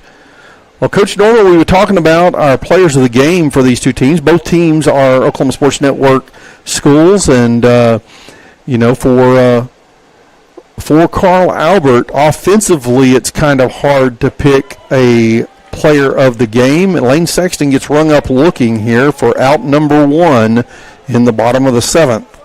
But maybe we got to turn to defense to figure out who that player of the game is for the Titans. And for the Jones Longhorns, you got a couple of good candidates. We got Nash Pinto, who's gone 4 out of 5 at the plate today. That's correct. Luke DeBusk has been good at the plate and phenomenal behind the plate as catcher as well. Carson Ring hits that one foul in the left corner for strike 1. That's a great little lawn care foul ball.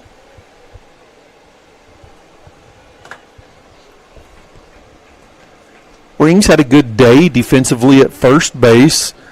Not many plays have come his way, though. Nope. A lot of doubles. I don't know how many, but feels like there's been a lot of doubles for Jones today on those 16 hits. Oh, there has. Let me see. 1, 2, 3, 4, 5 doubles for Jones. High foul ball, right center, and caught. Second out. Out number 2. Jones Longhorns 1 out away from getting a victory here at Carl Albert today. Coach Jared Price coaching against his alma mater and looking to take down Coach Ryan Whiteley today. Now batting for the Titans, number 6, Jason Purcell.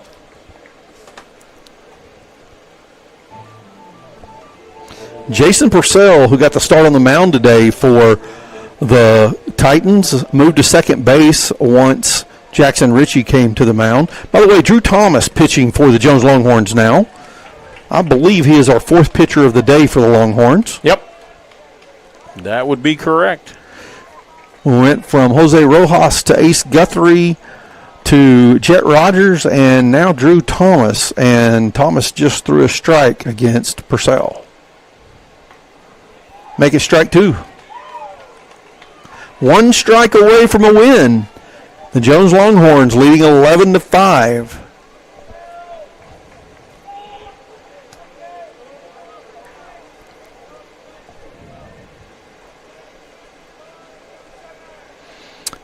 Pitch, swing and a miss, and that's the final strike, final out of the ball game. Jones Longhorns get the victory today against the Carl Albert Titans, 11-5. The final score here at Carl Albert High School, Will Tipton Field. Both teams coming out on the field now to shake hands and congratulate each other. This is senior night for Carl Albert, so we recognize those seniors before the game. I believe there's a reception for those seniors and their families following the game as well. Coach Norman, you're keeping stats through the game. We were talking about those potential players of the game. I'm right there with you, but for Carl Albert, where are you leaning for Carl Albert player of the game today? I think I'm still going to lean with Jackson Webster. He was a little bit of a spark. He walked. He did strike out, but he played good defense when we needed it. When we had a little bit of emotion going forward, he really covered the field well out in center field. So I'm gonna go with Jackson Webster. It was not honestly, it was not a real clean day for Carl Albert. It's unusual, 2 errors. The bats did not get going. And now remember, one of the things that's going on in the midst of this is, and we talked about it, this is senior night. And as senior night, one of the things you're going to do, district has already decided we need a good game but senior night you're going to start all your seniors. Now these seniors, probably a couple of these seniors would not have started normally. Right. And so we're going to play them, and we're going to play them because it's an honor to them to get that, and that's one of the cultural things that goes on here at Carl Albert High School that I personally quite love. These guys have stayed with the program. On basketball senior night, what you'll see often is those guys will start, but about halfway through the first period, you start to see them rotating out. That's right. In baseball game, they play the whole game. Well, and it's a little more difficult to allow that to happen in a baseball game. Anyway, I think that Jared knew, hey, it's senior night, they're going to play these guys, and quite honestly, he jumped up there early, got those 8 runs in the first 2 innings, and it is what it is. And Carl Albert was inconsistent in putting runs over the plate. So a nice outing. You need some of these things. I know Coach Whiteley's going to use this as he moves towards regionals, and even as he moves towards Newcastle tomorrow, because that's a little bit more of a, hey, guys, we got a little more on the line here than we do with Jones. So I think it was a good outing, a good opportunity to see some young pitchers pitch, and we know what we have, and we did not have to pitch our ace, and so that ended up being a good outing. Just for clarification, for those who are listening who maybe haven't watched a lot of Carl Albert baseball, we didn't pitch the ace. The ace is? Well, the ace would be Mason Avery. Yeah, on the mound. So, and he was at catcher all night. So, yeah. So, good outing. You learn some things. You get some experience. You got some experience for several pitchers. You got the sophomore Jackson Ritchie in there. Got to pitch half of the second inning. Yeah. And 3.5 innings after that. 4 innings he pitched. Then you had coming in to close out the game for. Trying to remember who finished out. Mac Murphy looked really good. Oh, absolutely. In his time on the mound. And that's a single inning. You don't have to worry about too much in regard to pitch count because Mac Murphy is probably going to get an opportunity to pitch at regional. So, yeah. So our player of the game, Jackson Webster for the Carl Albert Titans. Player of the game sponsored by Whataburger on Southeast 15th Street in Midwest City. Build your Whata deal today at Whataburger with the new Big Ranch Wrap, Premium Whata Chicken Bites, or the Bacon Cheese Whataburger Jr. Eat big for just a little only at Whataburger. And our Jones player of the game, we kind of had it narrowed down to 2. It's kind of hard to ignore 4 out of 5 at the plate. No, absolutely. You really can't ignore 4 out of 5 at the plate. I mean, that's good for, I don't care who you are, Nash Pinto, the junior, getting it done at the plate today. Yeah, absolutely. If you go 4 out of 5 in T-ball, you've done well. I mean, that's good. 4 out of 5 in T-ball, I love it. My dad coached some T-ball. He had a player. If he went 4 out of 5 and they were all 4 home runs, he'd have been disappointed with him. Exactly. He's as big as some of these high school kids. He's 5 years old. Right. I was coaching first base one time on a T-ball game, and the kid got a hit, and I started screaming, "Go to second base!" He ran right across the pitcher's mound. There you go. The most direct route to second. I said second base, and he went there. Yeah, I love it. All right. So Nash Pinto, our player of the game for the Jones Longhorns. Pinto, the shortstop for the Longhorns today. At least he was in the beginning of the game. Once we had a pitching change, Jose Rojas switched over to the shortstop position. But great job by Nash Pinto today.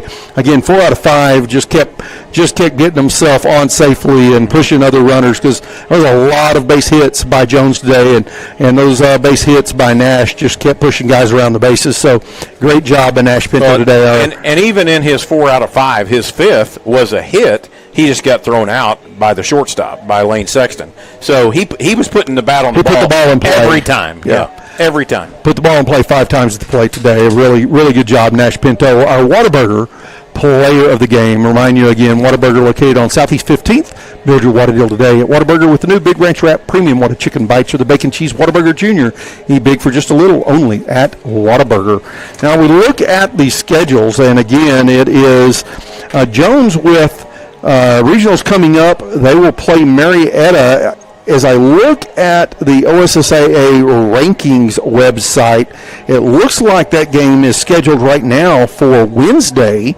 Interesting that the games are scheduled to be played on a Wednesday, but and I don't think we have any weather forecasts for the week. I don't think so. Like I said, it's supposed to be cooler all week.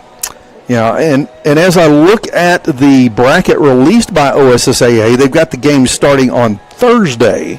So I'm guessing the game's probably Thursday, but you never know. I'll see if I see a difference on here real quick. And, yeah, on the bracket by OSSAA, it says Thursday. They'll play Marietta at 11 o'clock. Games at Jones High School. I'm pretty sure that everything's going to be – I don't think they're going to play on Wednesday. Also hosting Little Axe and Kellyville in that regional. Now, for the Carl Albert Titans, I was looking for their regional, and I don't see that one. Jordan had sent me a message about the 5A regional, but as I'm looking at the OSSAA website, I don't see the 5A regional format listed here. So we do know that Carl Albert is hosting regionals right here at Bill Tipton Field. There's no questions about that, and so we'll have to just stay tuned. Jordan will have that information tomorrow. If you tune in tomorrow, Carl Albert playing at Newcastle, and Jordan will have that information about the regional play for Carl Albert as well as the other Mid-Dale schools. I believe Del City and Midwest City are both headed to Duncan, and I believe the schedule has them playing in the first round of regionals against each other, Del City versus Midwest City.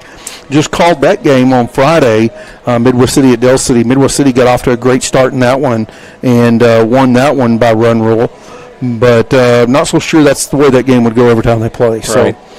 Well, one of the things that we look at, too, is if you really want to know, and if you want to know if it's going to be on Oklahoma Sports Network, then go on Facebook, like the Oklahoma Sports Network, and we put up every single game that we're going to play on the day that we're going to play it. So just start watching about 9, 10 o'clock in the morning, and it'll be there. So you can like the Oklahoma Sports Network on Facebook and on X, and you'll get to see all of those things. And I highly encourage you to download the app. Whether you use an iPad or an iPhone or an Android phone or even a Roku app for your television, download the Oklahoma Sports Network app. It is an easy way to filter through some of the spam stuff, the scam stuff that's out there, and get straight to the actual channel for Oklahoma Sports Network and find your school and watch all the games that we bring you on the Oklahoma Sports Network.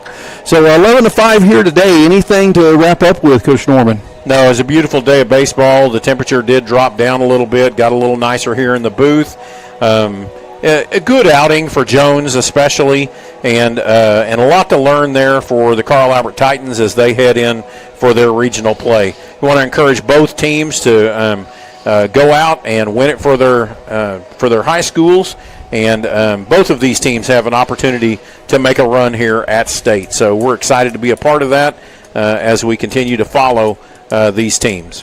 I can only assume that most of our audience are, not everyone I know, but I can only assume most of our audience, as far as those who are NBA fans or Thunder fans, as most of our audience is going to be in Oklahoma. So cheer on the Thunder tonight, folks. They have a chance to get the sweep over the Suns tonight. And cheer them on and let the team get some rest. Wait for J-Dub to come back all healed up and be whole and ready for that next round opponent, which looks like it'll be the Lakers, but still have to wait and see how that one plays out, as they gave up a loss last night. Yes, they did. 3-1. Now they're going home. All right, folks, 11-5 the final score. The Jones Longhorns get the victory here today. Coach Jared Price, Carl Albert alumnus, getting the win back at his alma mater, against his alma mater today. 11-5 the final here on the Oklahoma Sports Network.